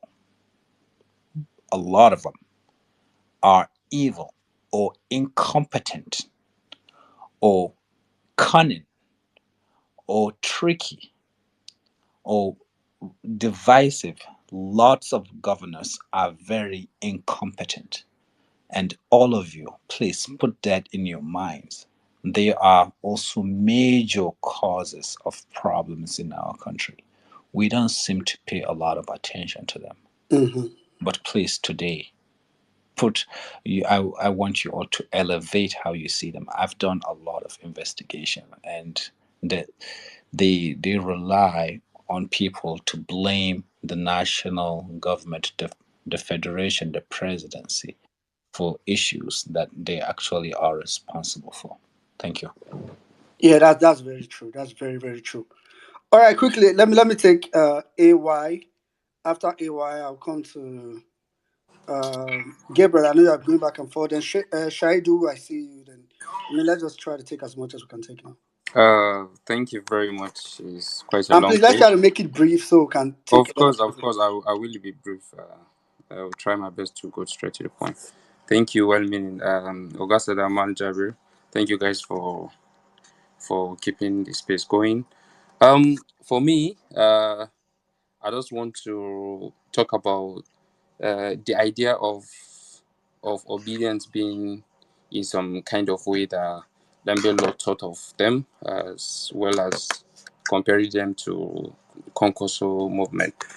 You know, is there's always an approach, and there's what people perceive as common, and anytime someone bring in something different that is not the normal or the usual in a society, it's going to take some time for people to have it sink in their heads. And let's just take about the most recent scenario that happened in Nigerian space. And the Ministry of Finance has announced that they are going to take 20 trillion naira is it pension funds, and use it for infrastructural development. So when you come to social media, Which kind of infrastructures? Stomach infrastructure? they said infrastructural development, which I don't know yet because they are yet to disclose that to the public. But they term it as infrastructural development, as much as 20 trillion, and they don't know where to pick it from. Is from hard-earned money that people have struggled for a long time to keep, which is that is an entitlement. It's not something you have to beg for. AY, you Pension. want to make it in 30 seconds?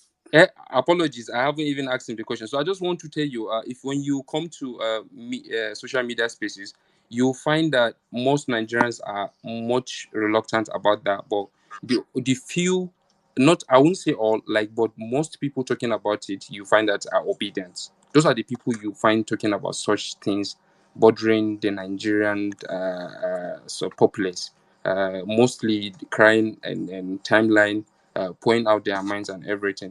And if you picture the way governance is being run by the government, it's something worth triggering you to speak. It's something that it will push you to the wall that you Yeah. won't handle it most well. Minute, just please, if you can just give me a minute to round up. I even have a question to ask him in closing. So there was a northern governor yesterday that had a delegation to go and commission a school which was renovated. A part of the school wasn't renovated. Like, let me just say, they may take half of the school, have it painted and fixed, have benches and everything, and the other part isn't even touched. And the whole gathering was in that other part. Pictures were taken and everything. And this is a tweet I saw from someone from APC. He tweeted it that he's waiting for them to post the pictures of them commissioning those properties they came to do, and he has taken his own pictures as well to kind of prove them wrong. So just imagine you as a common person seeing that the approach you're going to use in talking about it. I don't think if you're sensible and well-meaning and thoughtful enough, you take that lightly, because it isn't their money they're using, but they are deceiving people and portraying themselves in some kind of way, being decisive. There's, like you mentioned, being evil. And if you look at the funds allocated for such projects, the percentage they have taken their percentage even before making payments. Okay, Lastly, Sadiq. the question, Yes, Sadiq. the last question I have for you, Dambello, if you look at even the kind of approach you're using to pass your message, a lot of people that are in that section that are you attacking, they'll find it offensive. But because you are doing something very correct, and the way you're passing the message, you are right. But they will never ever accept that way you're doing is right. So it's the same approach. If you look at it, if someone has brought something that is not a norm to the society, or is not a common thing that is being done, they Okay. definitely, you find people finding that office. Thank you very much for giving me All the right. opportunity to speak there. All right. Thank you very much, Sadiq. I don't know if I don't know if there was a question in there. So, but Danville, I don't know if you caught a question. Did you catch any question particularly? Unfortunately, I didn't. I think Yeah. So he I has so kind of much understood what Sadiq wisdom. was The trying to say. question is, I got a little mixed up. I was meant to Yeah, ask yeah, him yeah. a question. So, Yeah. Sadiq, I think I understood what you were trying to say, and which is true. I was going to say maybe towards the close of this space that Dambelo, you are here with predominantly obedient, let me be very honest. And this because these are people that mean well and they know you kind of share their ideology. They don't care who you support, whatever it is. Nobody really cares. But just seeing someone that means well for Nigeria makes a lot of obedience happy. And you are here, you can have this conversation. Nobody's gaslighting you. I can bet you. It's just that your timing will not allow you. If you jump on any typical APC space or where they're having conversation, I can bet you will leave so pissed, so annoyed. They're going to tell you that all these things you talk about, all those things you make in your videos that you draw out, someone will tell you something like, "Well, he did he not try? He just built this. Did you? It's very sometimes it's not very easy to take in. So I think that's what AY is saying. That sometimes it's quite difficult, and I can relate with what AY that Sadiq is saying. I'll just go to Gabriel, then because I know we need to start winding down now, actually. So I'll go to Gabriel. After Gabriel, I know Tijani was here, so we'll try to take Tijani. Abdurrahim, I can see you. Maybe we'll take you towards the closing, like just to make your submission like a closing phase. Especially because Dambelo needs to leave as soon as possible. Gabriel, please go ahead. Thank you, well meaning. Emir Saddam, it's been a long time. It space on violence, and today I was thinking I was not able, it will not be able, I will not be able to talk because my network has been so crazy. Danbilo, Jira, Jira, Jira, Jira, Jira, Jira.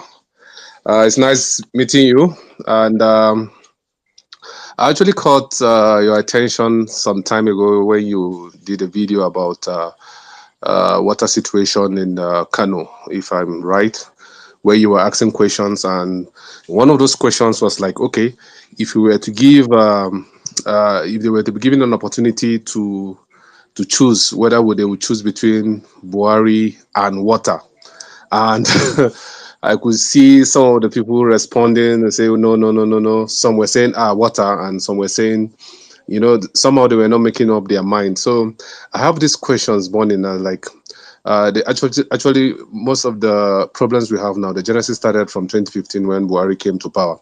And from your own perspective, what do you see the Northerners, most especially like the audience you were actually interacting with in Kano?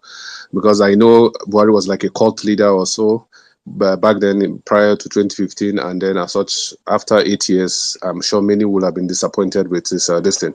So I wanted to know what's your perspective on that. And then secondly, as regards water, water is where my specialty is. And just like we're talking about Nigeria as a case, It's really unfortunate because Nigerian situation when it comes to water. And some time ago, the space was all about water and what PO was doing, most especially in the north. And it's really a sorry sight. We have a company here in Jos. I posted on the Jumbotron where just a few meters away from where we operate, a community where about 15 to 20 children were hospitalized all of a sudden because they couldn't afford to drink water from either bowl or whatever.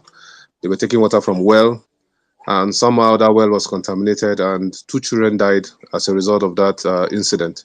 So it's our reality today, but it's unfortunate.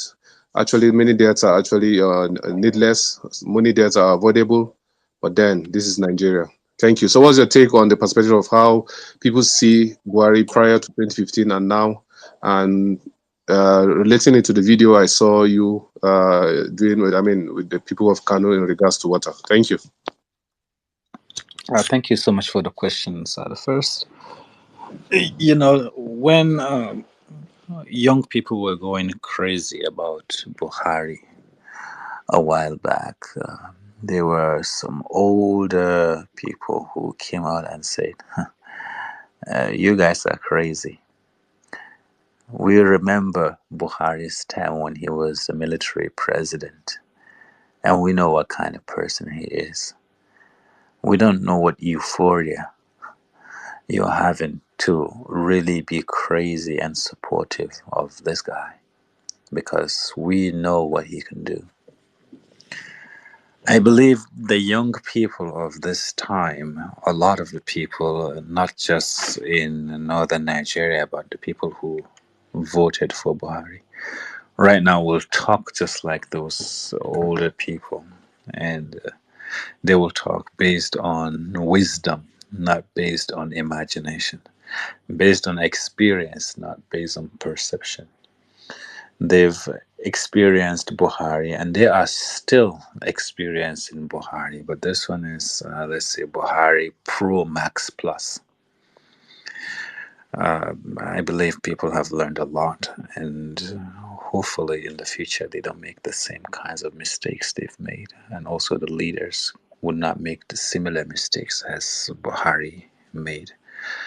And the second, when the problem of water is not just in Kano, but it's all over. I'm not sure. I haven't lived in the southern part of the country, so I don't know how water is there. But in the north, it's almost everywhere. The issue of water.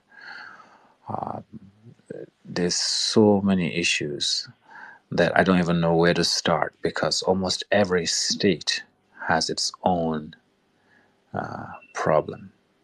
For example, Gombe. I have a friend from Gombe, and he shared with me pictures of his village, people drinking water, and it will blow your mind, just the kind of water that these people trek to go and get. While you have many famous people from Gombe, there's a lot of money in Gombe, and it could be used to alleviate such kind of issues.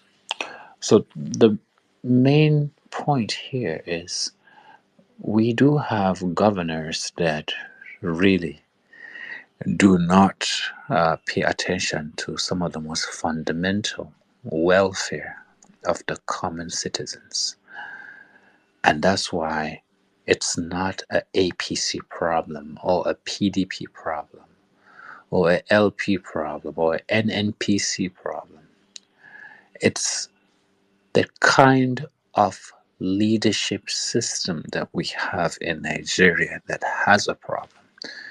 And you give baby breast and baby food, and when they get a little older, you give them normal food, and when they get older, you give them a different kind of food. Nigeria, at the stage it is, it's a baby, and you are giving it, old people food.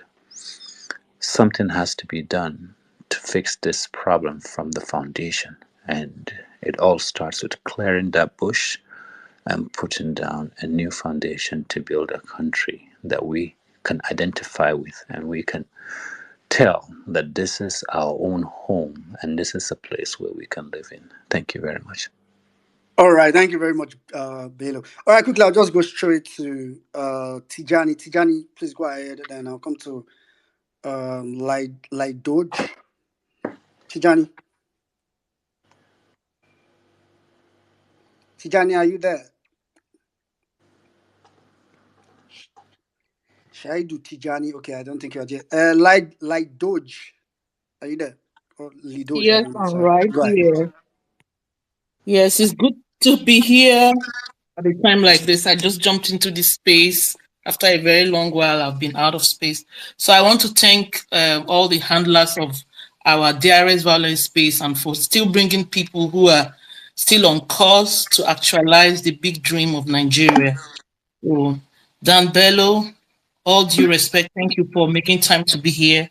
So I did not have the privilege to understand everything or hear everything that you have had to say, but when I jumped in, I see the parts and the passion that you're bringing to the table and the strategies that we want to use to penetrate the knots, to begin to see things from a different perspective. And the good news is that we still have people like you. So let me quickly remind or tell what strategies we can bring to make this actually work quickly. As I speak to you, I have people holding on in the knots in Nigeria. When I heard about this space, I quickly called out people that are there. Where are they online? So for all the content that you place, which I'm going to review and see, what is the traction? The average mentality of a northerner, the people who make the difference, they are not on these spaces. So what strategy are we going to use to get them to begin to change the ideology that we want them to understand that it is about them, for us to be on the same page? So those ideologies are supposed to be happening on ground, and it does not go without spending money. When we had all the issues initially, when we were after the election was hijacked, we came together to think about how we get the Northerners to see the bigger picture. We didn't get to actualize some of those things because we needed funding. I would think, first of all, for an average person in the streets of Kaduna or Kanu to know that things are changed, to even know that the pension that he has saved over years is about to be hijacked by a government who doesn't care about them. It will take some resources to be put on ground. An average person spends a minimum of 5,000 naira to get data to come and view your content. Are you looking at, would I say kind of crowdfunding? Think about anything outside of the box to fund people on ground in the north for them to get this information that we are talking about, that the ideas we are talking about to push to them. They need to be involved. There has to be some ground soldiers. There has to be foot soldiers. And if you give me the opportunity, I have one person on ground in the north right now who doesn't have the privilege of being on Twitter, who wants to contribute to some ideas. I have Joe Junior. Please, can you give me take opportunity to give an input based on what ideas you have about how you can make strategies to work? All right. Good evening, everyone. I've listened to the contribution, and I want to thank Bello for everything you've done. I'm going to be following you after this, and then probably we get to talk. I'm in the city of Kaduna. I live somewhere called Bagibila. Now, I've never heard about what your content is all about. I'm just hearing it today. But just like Lydia said, the average northerner is still deeply seated with some sort of mentality that it will take only revolutionary measures to correct or bring them up. Now, the average northerner only listens to the transistor radio. And these are the people from the grassroots. These are the people that are always gullible. These are the people that the politicians, come 2026, 27 or 26, these are the same people. Today they are crying because someone gave an instance where people are asking whether water or Buhari. In 2024 and 2014, it was the same thing. but they will jettison any other ideas that you have to go by their so-called, permit me, I want to use this word, Lydia, do you want to tell him to be fast? So, uh, Yes, please wrap up though. Wrap up, because we can follow all right, all right, Dr. Bello later and work on strategies okay, that we can push back on, yeah. at the on the push on the grassroots and on grants to create soldiers that can. I mean, the reorientation has to happen quickly because once it starts, the election starts now. All right. You'll be shocked that things will start changing again, even when All they know right. it. So we have to have foot soldiers to push these narratives for them to All right. understand. yeah. All right. Thank you. Thank you very Thank much, you. Lydia. I'll just round up thank you very much. Thank you. Thank you. All right. Thank you very much, Lydia. Thank you to the. I did. I'll get back to Doctor. Okay. Yeah. Thank you. All right. Okay. I didn't get catch the name of the person that you also invited. Thanks to that person as well. That was. But just to put in perspective, I think Dambilo has emphasized it so many times. Yeah, his content is usually focused on the north, governors, and all over and all that. But a lot of the message as well, southern brothers can also get a lot from it. Someone asked me a question for Dambelo. I'll probably ask later. The person said, you have made reference to clearing the bush so many times that what or how could you suggest to clear the bush? Like, I mean, this is Nigeria, so we are not paying you for consultancy because it's also your country. Like, what do we do, or how, like, do we clear this bush that you're talking about? All right, thank you very much. Let me start from Lydia. Lydia, one of the first things that we all need to do is to calm down because the way you were talking, my heart started, beating a little faster. We can solve issues when we are a little bit more calm. You know, our problem is when we see that there is the north and south, east and west, or northerners and southerners, that itself is a problem. And even though you want to solve the issues, you want to have progress, but then it's creating another problem on the side, it's creating another divide. When someone here has been addressed as a northerner, and you northerners have the more problems, it creates some kind of isolation. And so we do know that there are a lot of problems in the north, yes, but also we can definitely say that most of those problems can also be found in the southern part of the country.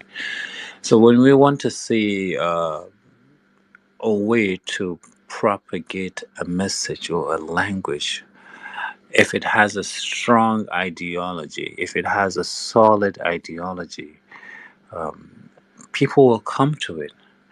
It's just like, products. If you have a good product, a good brand, you don't even have to do advertisement. People will find it. The words of mouth, people will share, people will talk, and it will attract them. And also, I will also share this wisdom from business is to know what your customers are thinking. And you do that by doing surveys and really trying to understand what they are thinking, having a first hand information. That will help you know how the customer or the consumer perceives your product and your brand. And using that, you can create the type of awareness, or you can tweak and adjust the kind of campaign that you want to do to sell your product. I think as a journalist who doesn't have any political affiliation, I only want the poor people in Nigeria to be happy. This is the best advice I can give you. And so for the second question from Well Meaning, you talked about the clearing the bush. Well, if Nigeria is a bush or it's a piece of land, and then you have unwanted weed and plants on it, and maybe a small pond with mosquitoes breeding on it, and we have to live to clear those weed, to clear those pests. What does that mean from a Nigerian context? I don't want to go too much into details, but we know what it will take to clear that piece of land. And that's what we need in this country. And it's not going to be pleasant. The mosquitoes will not like it. The environmentalists will not be okay with it. The people who are benefiting from selling mosquito coils and selling Panadol and chloroquine so that we can cure the malaria we are getting from that land, they will not be happy with it. But once we have our house and we can go inside and sleep, we don't have to think of them. We can survive on our own. We can make it. So that's the answer to the second question. Thank you very much, Ambilo. I know you answered that question with a parable. More parable to answer the parable. But I want to believe the person that asked that question actually got the parable. You know that video where those ladies were like, that's what I was actually doing. All right, quickly, I'm gonna come to Tijani again. Now we're trying to round off. Tijani, are you there? If you're not there, then I should just go to Abdurrahim, who has had something to say for a long time. Tijani, are you there? Tijani, not Babangida, are you there? Okay, it's like Tijani just request. He don't go another. Tijani don't go another place. All right, that's fine. Um, let me just go straight to. Let me go to Abdurrahim. Abdurrahim, can you hear me? Yeah. Yeah, I can. I can. Okay, go ahead.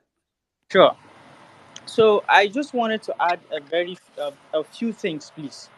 You see, before the invention of herbicides, the traditional way of clearing a bush is with the use of cutlass, hose, and probably axe if there are trees there. So I would like you and many Nigerians here to understand that what we are dealing with is actually a stubborn bush or stubborn weeds and trees that Very needs stubborn. not not a peaceful or a herbicide approach of things, but we need those cutlasses, those hoes, and it can be obedience or anybody that will clear out that bush. Just my little take. Thank you. Let me just understand. You are just going parable on me. You are going deeper in the traditional realms. No problem. That's fine. Anyway, somebody asked a question on the comment section. The person says, "I want to ask at Bello Galadanchi, does he believe that obedience are people that want Biafra?" So I think this born out of this thing earlier. I think he's just asking about you, not the general perspective now. So he's just asking you, do you believe that obedience are people that want Biafra? Do I believe? Well, I mean, obedience is not one person, right? There's a lot of people. So I don't know the different opinions or what is inside the minds of all obedience. But you cannot rule out that some do not want any kind of Biafra, while some really believe that the country shall be divided. I cannot tell. I don't know. Do I believe? I don't know. But I think there are people who have different opinions, and we cannot tell what their opinions are or what their ideologies are. Okay, I'm going to rephrase this question down below. Hmm. I understand. You are correct with your answer actually, because obedience. There are different people that claim to be obedient, but I want to believe you know Peter Obi. I mean, not personally, but I'm sure you've been following, so you know you can judge his character really. So I just wanted to ask: do you think obedience that believe in Peter Obi's ideology, from the one you have observed as an external person, Do you think there are people that should want Biafra? If Peter Obi wants to be the president, why would they want Biafra? You know? Exactly. Yeah. Yeah. So that's why I said I wanted to rephrase the answer, because you're a very smart man. The way you answered the question was based on the way the question was asked. All right, quickly. I just have two people here that will just ask question, and they're going to make it very fast. Then we'll round up. I have real level best. I'll go to real level best now. Then I'll go next to Sadiq Kabir.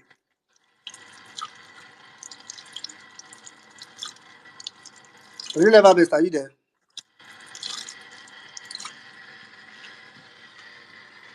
Real ever best. Okay, oh. Sadiq, go ahead. Yeah, I agree to now. My question goes to Bello. Bello, in Ageswa, um, I've I've been coming across your skits, your videos, and based on the messages you've been passing on, what what do you think the solution is to this country? Like, what would you suggest? You know, from a neutral perspective. All right, thank you very much for your question. So, we say halfway solving a problem is understanding what the problem is. I'm going to send a question back to you. What do you think is our problem in Nigeria? I think ethnicity is one of it, religion is one of it, lack of accountability is another. All right. Ethnicity and religion, I think that's because we don't have money, so we have to find other ways to differentiate each other and to put blame on our economic hardship. Tons of countries have people with all kinds of ethnicities and religions, and they live peacefully because they have money and they have good leadership. They don't have to worry about it. Our problem in Nigeria is our thinking, the way we think.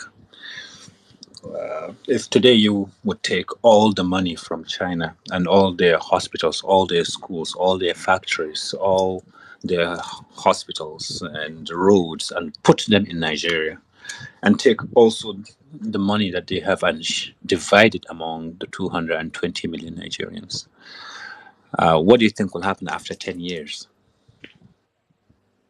Everything will scatter Everything goes scatter. Why? because of our mentality, because Because our of way our of mentality. thinking. Yeah. Yes, our way of thinking. So that's the main problem of Nigeria. Once we fix our way of thinking, we will be fine. And how do you see that happening? It's called mental revolution. Yes, Mm. we have to lead a revolution that is supposed to change the way we think. It's supposed to challenge the normal way we do things and the normal way we think things should be. For example, one of the guys today here said he believes that, when someone comes with violence on Twitter, when it comes to discussing political differences, you should counter that with violence. So that's a very normal style in Nigeria. It's Yeah. not just from the young people. Also, when you go to the House of Reps, when you go to the Senate, when you go to the State House of Assemblies, they do the same thing. So that's the thinking. So what do we do But different? do you see it ever changing? Because I believe like most Nigerians actually benefit from this sort of thinking, especially those that have made it to an extent, economically or financially rather. Like we all, I think most Nigerians have this. I don't know how to put it. Like most Nigerians do think in this manner, and some of us actually benefit from it in a way. I don't know if you understand what I'm trying to say. I do understand what you're trying to say, but then you might have the answer to yourself, right? The problem and how to solve the problem. Some people do benefit from it, but then if we want to solve the problem, we just have to change the way we think. But All right. that Thank. is the problem because I don't see that happening, honestly. Yeah, yeah. Cabarets, thank you very much. I mean, Bob Marley said in his song Redemption Song, he said, "Emancipate yourself from mental slavery. Yeah, bro. None but ourselves can free our minds."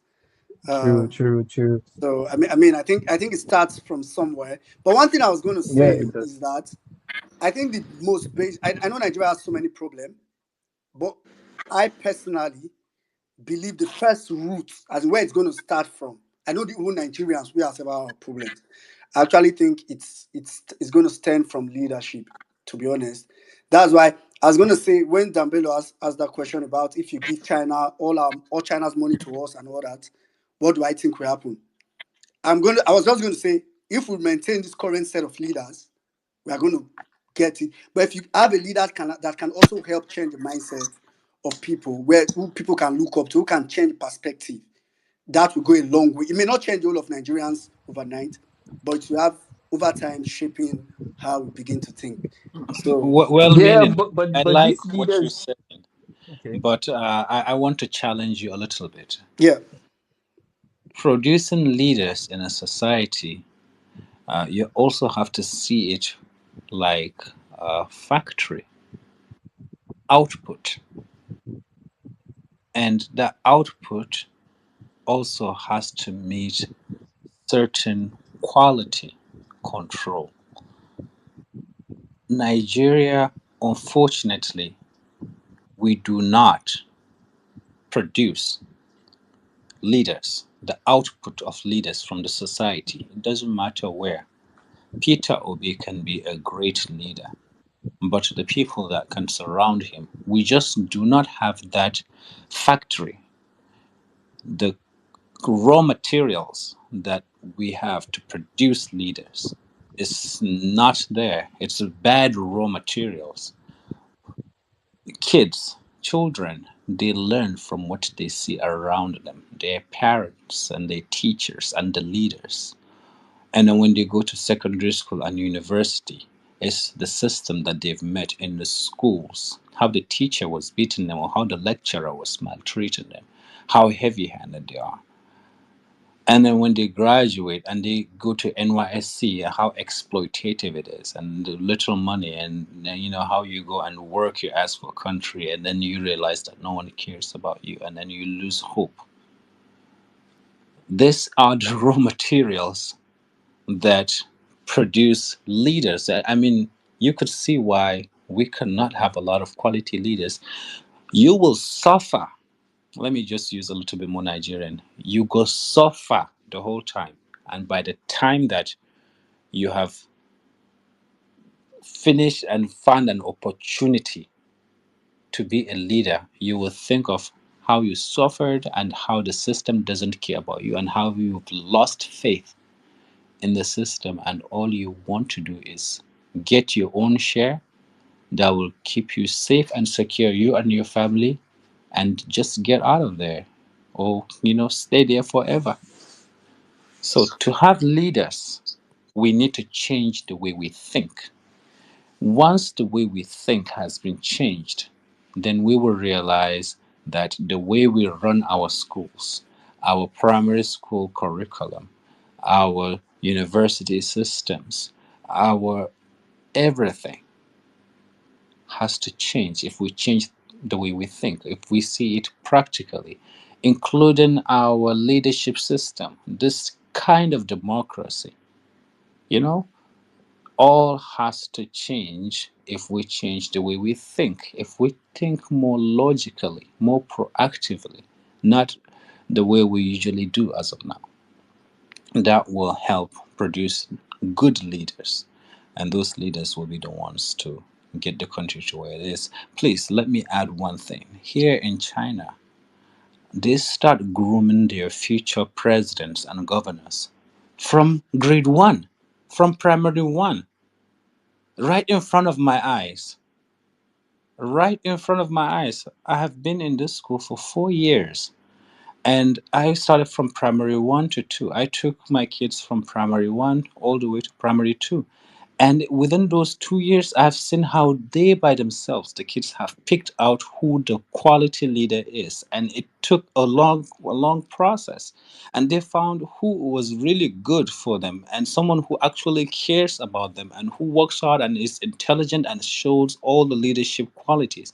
And now these kids are in grade 4, and they are the leaders there, and they are getting all kind of lessons and seminars and opportunities to know what a good leader is. And no one else will come later and become a leader in China. You have to go through this kind of process.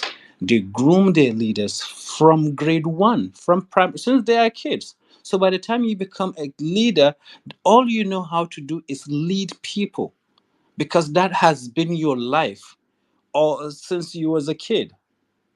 But us, any cow, donkey, sheep, and camel can become run for office today just because he stole some money or somebody gave him money to hide, and now he will just take that money and run for campaign. And he is with Barbariga just fuming, and he's inside police convoy running over people.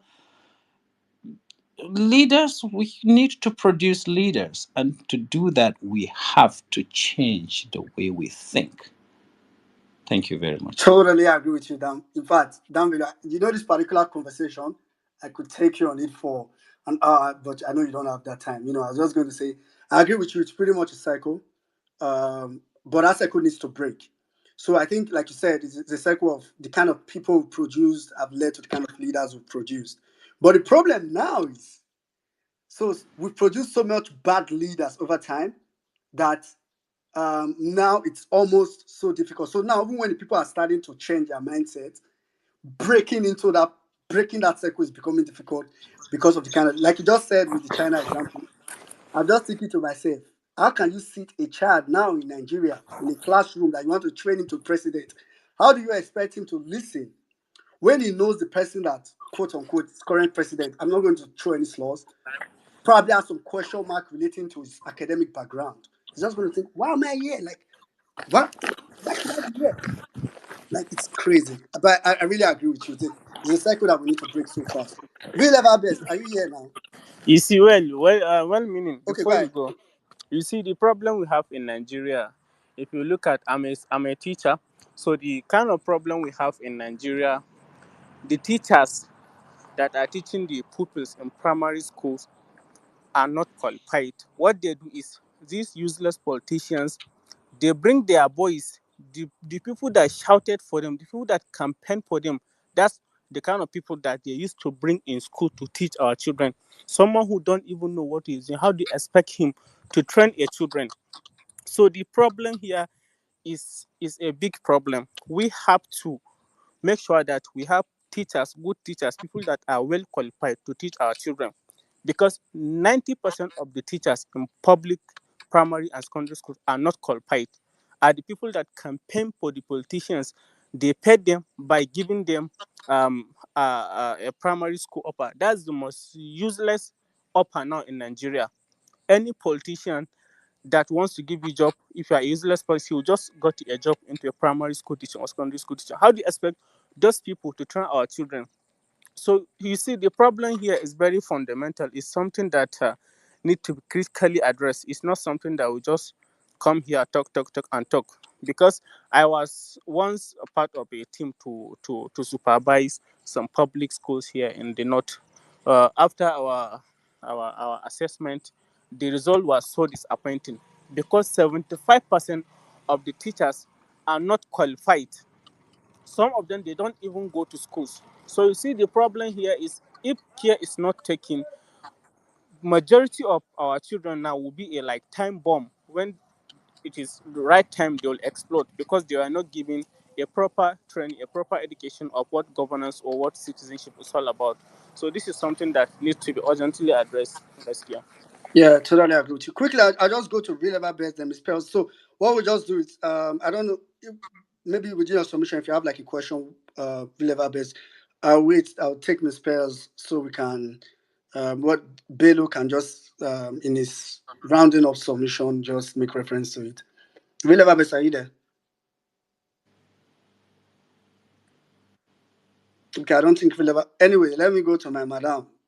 You know, if Miss Pez does not give approval, there's no way we can open this space. We used to seek approval, say, dear ma, there is a violent space today. Please Hey, approve. wait a minute, can you hear? Wait a minute, Real ever can you best. hear me? Wait a You're minute, can you very hear sister. me? You know, if Miss Pez does not give approval, there's no way we can open this space. We used to seek approval, say, dear ma, there is. Real ever best. I don't like my voice that much, so I don't like listening to myself. So anyway, real ever best. You can. I don't know. I know. I think you are listening on another phone, trying to speak on another phone. Go ahead. Mute that one before you speak now. Just mute it or reduce the volume. Talk. You don't even drop. Miss Press, please go ahead. Well, meaning, hello everyone. Ishaki is here. Saddam, my brother, Madam Jabir. Hello everyone here. Down below, I just want to say thank you very much for all you do with your videos. I want to commend you so much. Your videos are so educative. And I just came into this space. I don't know um, the questions that have been asked and all that. But I just really want to commend you for your videos. Very educative, very hilarious, so spot on with the contemporary happenings in our society. And it calls for deep thoughts, calls for actions in our society. I think for me right now, you are the very best skid maker. And I'm not saying this for you to believe, I'm saying it because it's the truth. You are the best of the best. Thank you very much. Anytime I see your videos, I enjoy it, and then I lift it. I send to my friends who are not here on Twitter. And for some of my friends here on Twitter, I always tell them, go follow that guy, that guy. You will enjoy his videos. So I want to say thank you very much. And I want to ask you, do you have any plans to contest for any political position in Nigeria? I know you're not in Nigeria right now, but we need people like you to actually lead because you have what it takes. From your videos, I understand, I know that you know what it takes to make a good leader. So, my question for you is, do you have any plans to contest for any political position? Thank you. Honorable Dambelo, do you have any plans? Thank you very much for your compliment. I'm an American. I was born in the U.S., so I don't think the Nigerian Constitution will allow that. And in addition, I like being a teacher. I enjoy being in a classroom. And then lastly, if I become a politician, then who will be out there criticizing the politicians and what people are doing? I think we need a whole mechanism for our country, and everyone can play a part. I like the part I'm playing right now, and I hope that the other pieces will also come into place, and we will have a very well functioning country. Thank you so much. Yeah, all right. Thank you very much, Dambelo. Just to put, that constitutional aspect in perspective, I'm sure you are Nigerian by birth, by parents, so don't worry. It's totally fine. It's totally fine. After all, we have it. I don't want to sound too violent. Anyway, we live our best. 2 minutes.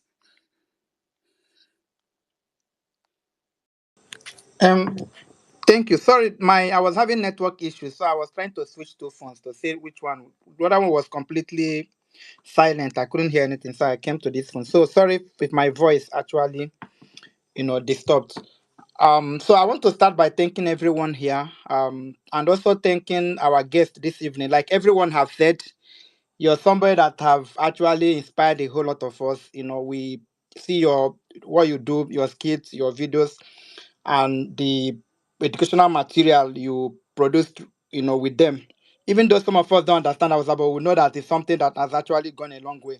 So when we are discussing that, oh, you're going to come, today, some of us were excited at least to have the opportunity of actually being with you and actually, hearing direct from you. So thank you for what you do, and I pray that God will continue to strengthen you to do, because I think we have a lot of problem in this country that everybody, all hands need to be on desk. But I think I want to take off from what somebody has asked you about what do we need to do.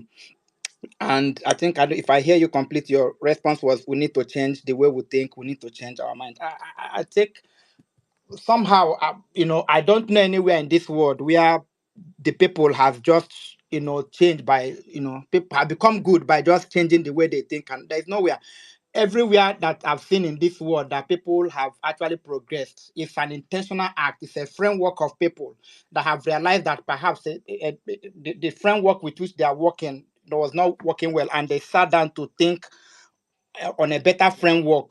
If you talk about Europe, for centuries, religion was like, if they had a state religion, and for so many centuries, religion became a model, through which that society tried to, civilize. But they found it was a problem, and they had reformation, and they say, oh, religion should not be a state religion. People should have freedom and not dress of them. And that was, remember those days, scientific innovation was bound. A lot of things, so people cannot do it because of religion. But at some point, they rebelated themselves and said, have reformation, and they had a different framework upon which that society, and the society progressed, and that is how they've blossomed today. American system also, there was also a time when the founders of America, one of the most important documents in the world today is American Bill of Rights, and it took them time. They sat down because of some of the problems they've had in Europe, a lot of, the killings, the religion problem, and not the rest of them. They wanted to build a society that would be free from that kind of entanglement, and they sat down to think for days, months, and weeks. They debated, whether it's,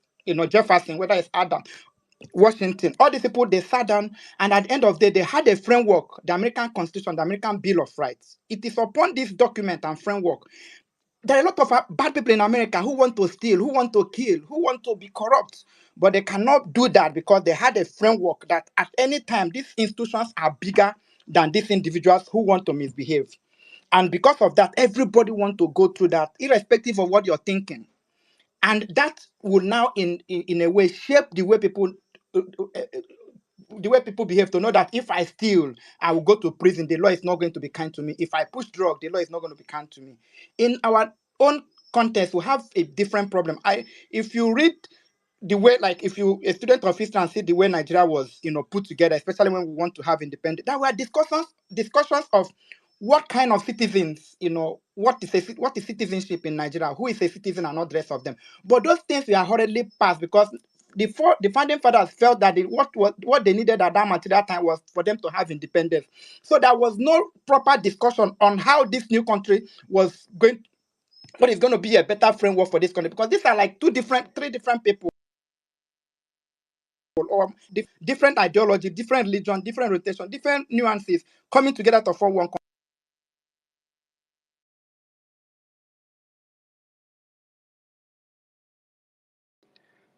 Oh boy. River dropped.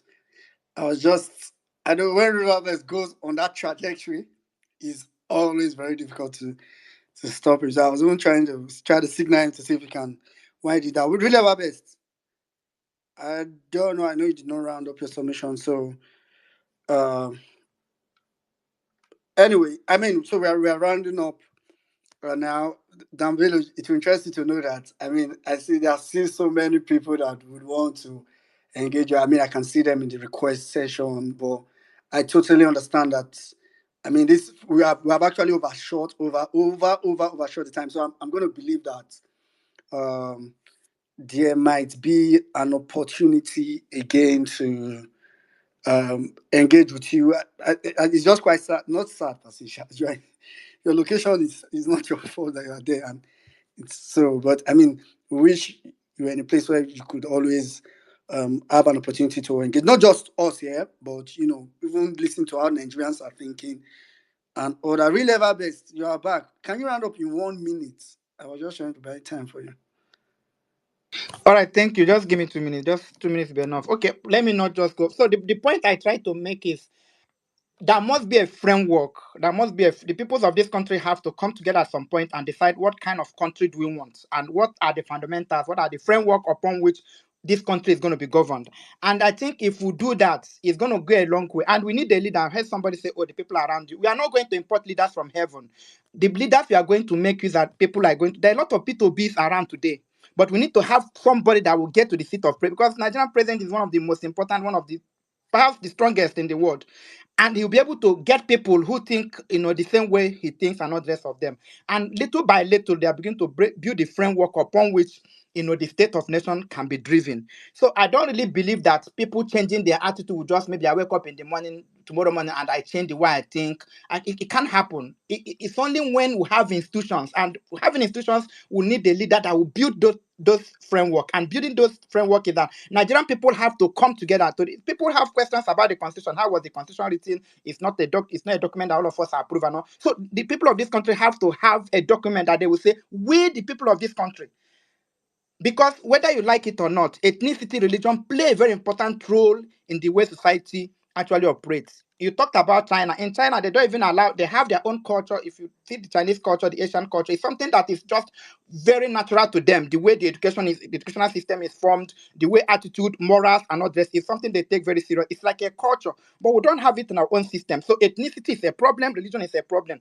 And the peoples of this country have to sit together, have a framework that gives vent to religion, give vent to ethnicity, and give vent to citizenship. And so that Nigerian citizens can be able to say, I'm a citizen, irrespective of whether I'm in Lagos, I'm in Kano, I'm in Kaduna, irrespective of my religion, I'm a citizen of this country. If we do that, that is the only way our thinking can change. So there must be a fundamental, there must be a framework upon which these things will be built. Thank you so much. I appreciate you. Just know that Yeah. some of us are your fans and we appreciate everything that you do. Thank you so much. Thank you, really. I know if I would say, Dambele, if I allow Real to continue, Real can go for the next 30 Yes, minutes. yes, she's very passionate. Real Yeah. Everbest, thank you for the knowledge. Also, I've learned a few new things from what you said about, framework. Real Everbest, can you imagine having a baby, but somebody else will name the baby for you, will tell you where you are going to raise the baby, and will tell you how to feed the baby and what kind of food to give the baby. That's us. That is us. Our country, but someone else cut it and say, okay, this is where you should live.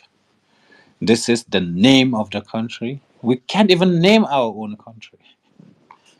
So we don't have an identity. And that's what you said. So our political system, our identity, this is something that we have to handle by ourselves. Not some Oyimbo coming down to make those things for us. We have to know what works for us. China here realized, no, we don't want to copy the Oyimbo system. We have our culture and tradition and history, and we have to find a way to use that and make a leadership system that fits the way of thinking of our people. And yes, that's what we need to do. That's what we need to do. We need to build our own house. We need to have our own baby. We need to feed our own baby with the food that is appropriate for it, not try to force something that doesn't work. Thank you so much, Real Everbest. Thank you very much, Dambele. In fact, I think you put it pretty well. Thank you too, Dam. Thank you so much too. Peter Obi said something. Peter Obi said we have Nigeria as a location, but we do not have Nigerians. There are very few people that feel like they are Nigerians. Some people feel like they are Igbo. Some feel like, oh, I'm Hausa, I'm Yoruba. But not a lot of people feel like they are Nigerian. And I feel like leadership has, not just leadership, but a lot, but, boils down like William Babes was trying to say, that framework there has to be somebody that will trigger it and be able to motivate other people to buy into it. I think that what we've had over time in Nigeria, and this is me trying to round up now. I think it's actually a fair place to close this space. What we've had over time in Nigeria is rulers, or like Dele Farotimi said, ruiners. We've had rulers at best. Then even majority of time, we've had ruiners, people that ruin. Even the ones that are good, what they were rulers, not leaders, because leaders inspire. Leaders are, just yesterday, I think there was a post that Peter Obi posted about a child that was, invited him for some graduation or something. I can't really remember.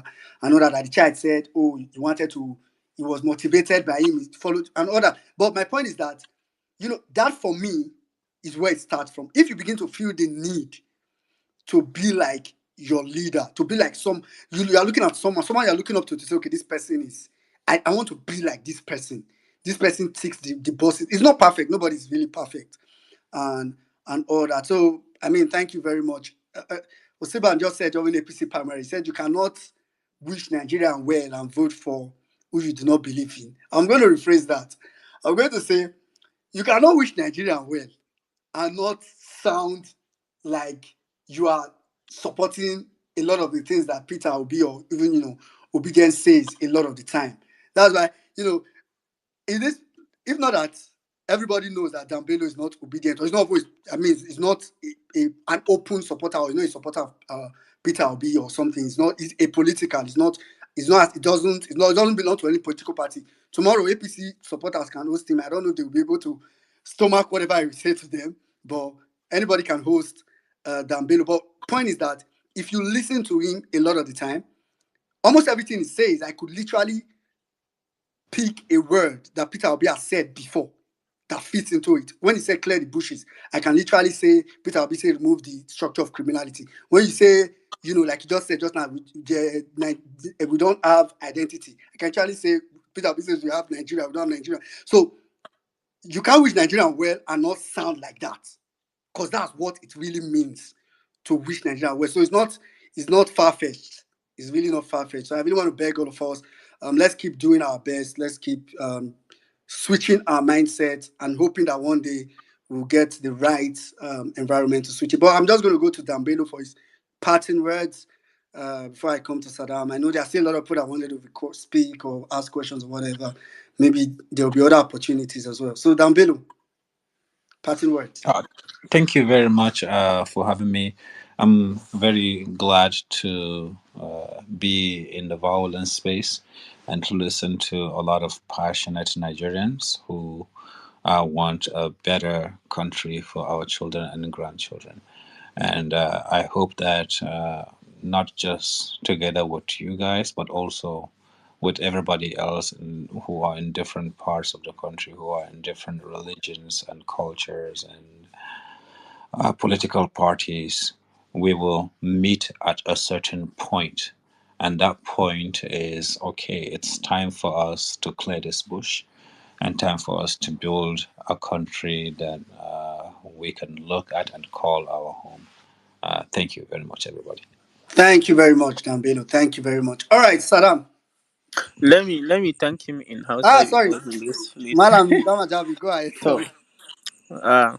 Malam Dan Bello mun gode sosai da ka ba mu time duk da cewa lokaci ya bambanta tsakaninmu da kai, akwai bambanci na lokaci, so kuma ka yi haƙuri ka ba mu lokaci ka saurare mu, muka tambaye ka kuma ka ba mu ansa. Mun gode sosai, Allah ya saka da alkhairi.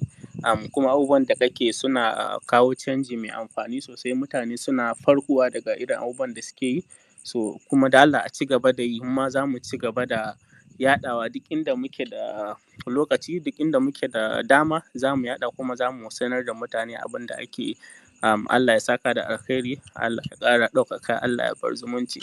Na gode, thank you very much. Sai da safiya, Allah ya tashe mu lafiya, amin. Mun Thank you gode. very much. Thank you. I'll try my best. Seidu Safe. Oh, I remember that one. Seidu Safe. All right, thank you very much, Malam Jabi. Miss Pez, you want to interpret what Malam Jabi said? So you don't raise hand again. I just wanted to say something real quick. Mutani suna tambayin the way people are asking why I did not speak Hausa on this space, because sometimes some people like to hear me speak Hausa. So ina son gode maka dan ballo.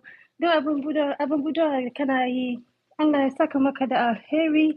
I'm actually doing some sort of sports right now, so my voice might be sort of, So amma ina son ce maka wai abin da kana yi yana ba mu murna sosai. Allah ya saka maka da alheri. Duk abin da kana nema a duniyan nan, Allah ya baka so biyu. Na gode sosai, sosai, sosai. Da na sani da na yi submission ina Hausa, amma it didn't occur to me saboda audience namu ba dukansu suna jin Hausa ba. Amma yanzu I have to speak in Hausa. Na ce maka na gode sosai, sosai. Okay. Jira, Miss Pez. You had Okay, to more na speak in fine when Hausa. Alhaji men come marry am. Na me go take the bride price, I beg. Anyway, thank you very much. Saddam, over to you. All right, thank you very much, my brother Dan Bello. Thank you for sharing this platform with us, and sharing your wealth of knowledge, information, with the people on the platform. Thank you for the time. I know it's like this is like your probably 3 or 4 o'clock in the morning right now. It's Yeah, it's uh, time to pray now. yeah, honestly speaking, thank you so much. Thank you very much for the time. I hope you also understand the angle people come from. I hope you also learned because you share your view, and while many of us might resonate with your views, also I hope you get to see the other side of the prism, also that people see things from a different angle, and there's a reason why. I, from my side, I did not make any submissions while you were talking or while people were talking because I was trying to take things in and try to come up with like probably at the end of this whole stuff, let you understand where people like us come from and trying to make you understand that you see it's the country called Nigeria. If we wait for everybody to change, the Nigeria will never get better. That is the truth. Nigeria has to. We need a leadership that will automatically trigger the change because you see Nigerians. Many people might say we are the product, the leadership, or the product of the people. But I tell you, Nigerians leave Nigeria. The moment we leave Nigeria, we're out of the country. We adjust automatically to our surroundings. So that shows you that we are a product of the system, not the leadership. We are a product. Nigerians will leave Nigeria, and when they get to Heathrow, we line up.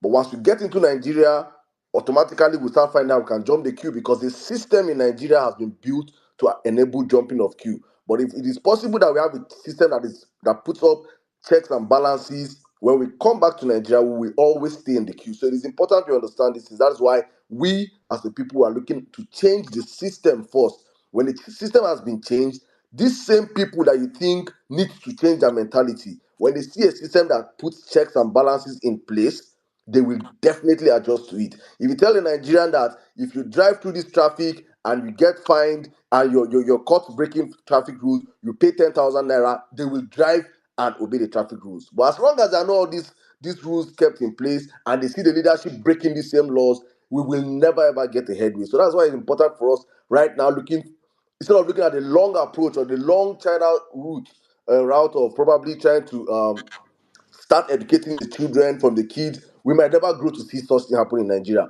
but we can start changing the leadership right now and put people in place that can start affecting the system, bringing regulations that will be passed on to secondary and primary schools, and we start seeing this change gradually. So honestly speaking, I hope you understand this angle and where we come from as a people and why we act the way we act at the same time.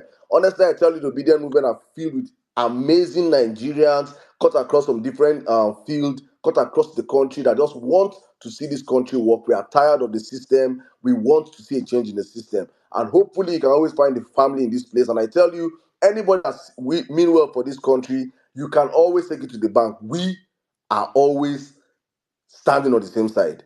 You're not an obedient, but your message resonates with many of us. Any person that wants well for Nigeria, we call ourselves obedient and well-meaning Nigeria. As long as we mean well for this country, you understand that some things we might differ. We might differ in ideology, just like you now say you think that it should be a systemic change of the people's mind first, and we are telling that no, we think it should be a systemic change of the system first. You see where we differ. We are not people that come out and support corruption. We're not people that come out and support criminals. We do not stand for those values. The obedient movement has its ideology based on competence, capacity. These are what we are built for. So we are not like the other side. And as you were saying to cut that bush, let me know. I'm just trying to summarize everything I got from your whole submission that we need to cut that bush. Honestly speaking, I tell you, to cut that bush, we cannot cut that bush with everybody. Everybody will not come to cut that bush. Some people choose to live in the bush. Some people love to stay in the bush. Some people are product of the bush itself. Some people were born and bred in the bush. Some people eat from the bush. So they will never join us to cut down the bush. So we are outside of the bush, that we really need to work together to cut the bush, we might not necessarily come we cannot bring everybody on board, but as long as we can bring the majority, that's why it's democracy. Majority, the minority have their say, the majority have the way. Hopefully majority of Nigerians can understand what we're saying, understand what we're crying for, that we might look agitated, we might look like people that probably get angry, is because we truly are tired of the system. And hopefully all Nigerians can get to the point where we are right now and we can work together and fix this country. But thank you very much, my brother Dan Bello. It's been an amazing space with you here. Thank you guys to all of you that came out to speak today. Thank you, my co-host, my brother Malam Jabri. Thank you so much, Romney Nigeria. Thank you to all those that could not come up and speak. I'm so sorry. It's just that Malam Dan Bello has to sleep. He has sacrificed excess of his time here with us on the platform today. We'll be back on the Violence Space. For those that joined us, this is your first time of joining the Violence Space. You can always join us every Tuesday and Thursdays, 8 p.m. Nigerian time, where we come out here and we speak truth to power. We speak based on facts and figures. We educate ourselves and expose the shenanigans going on in government. Thank you to everyone that came out today.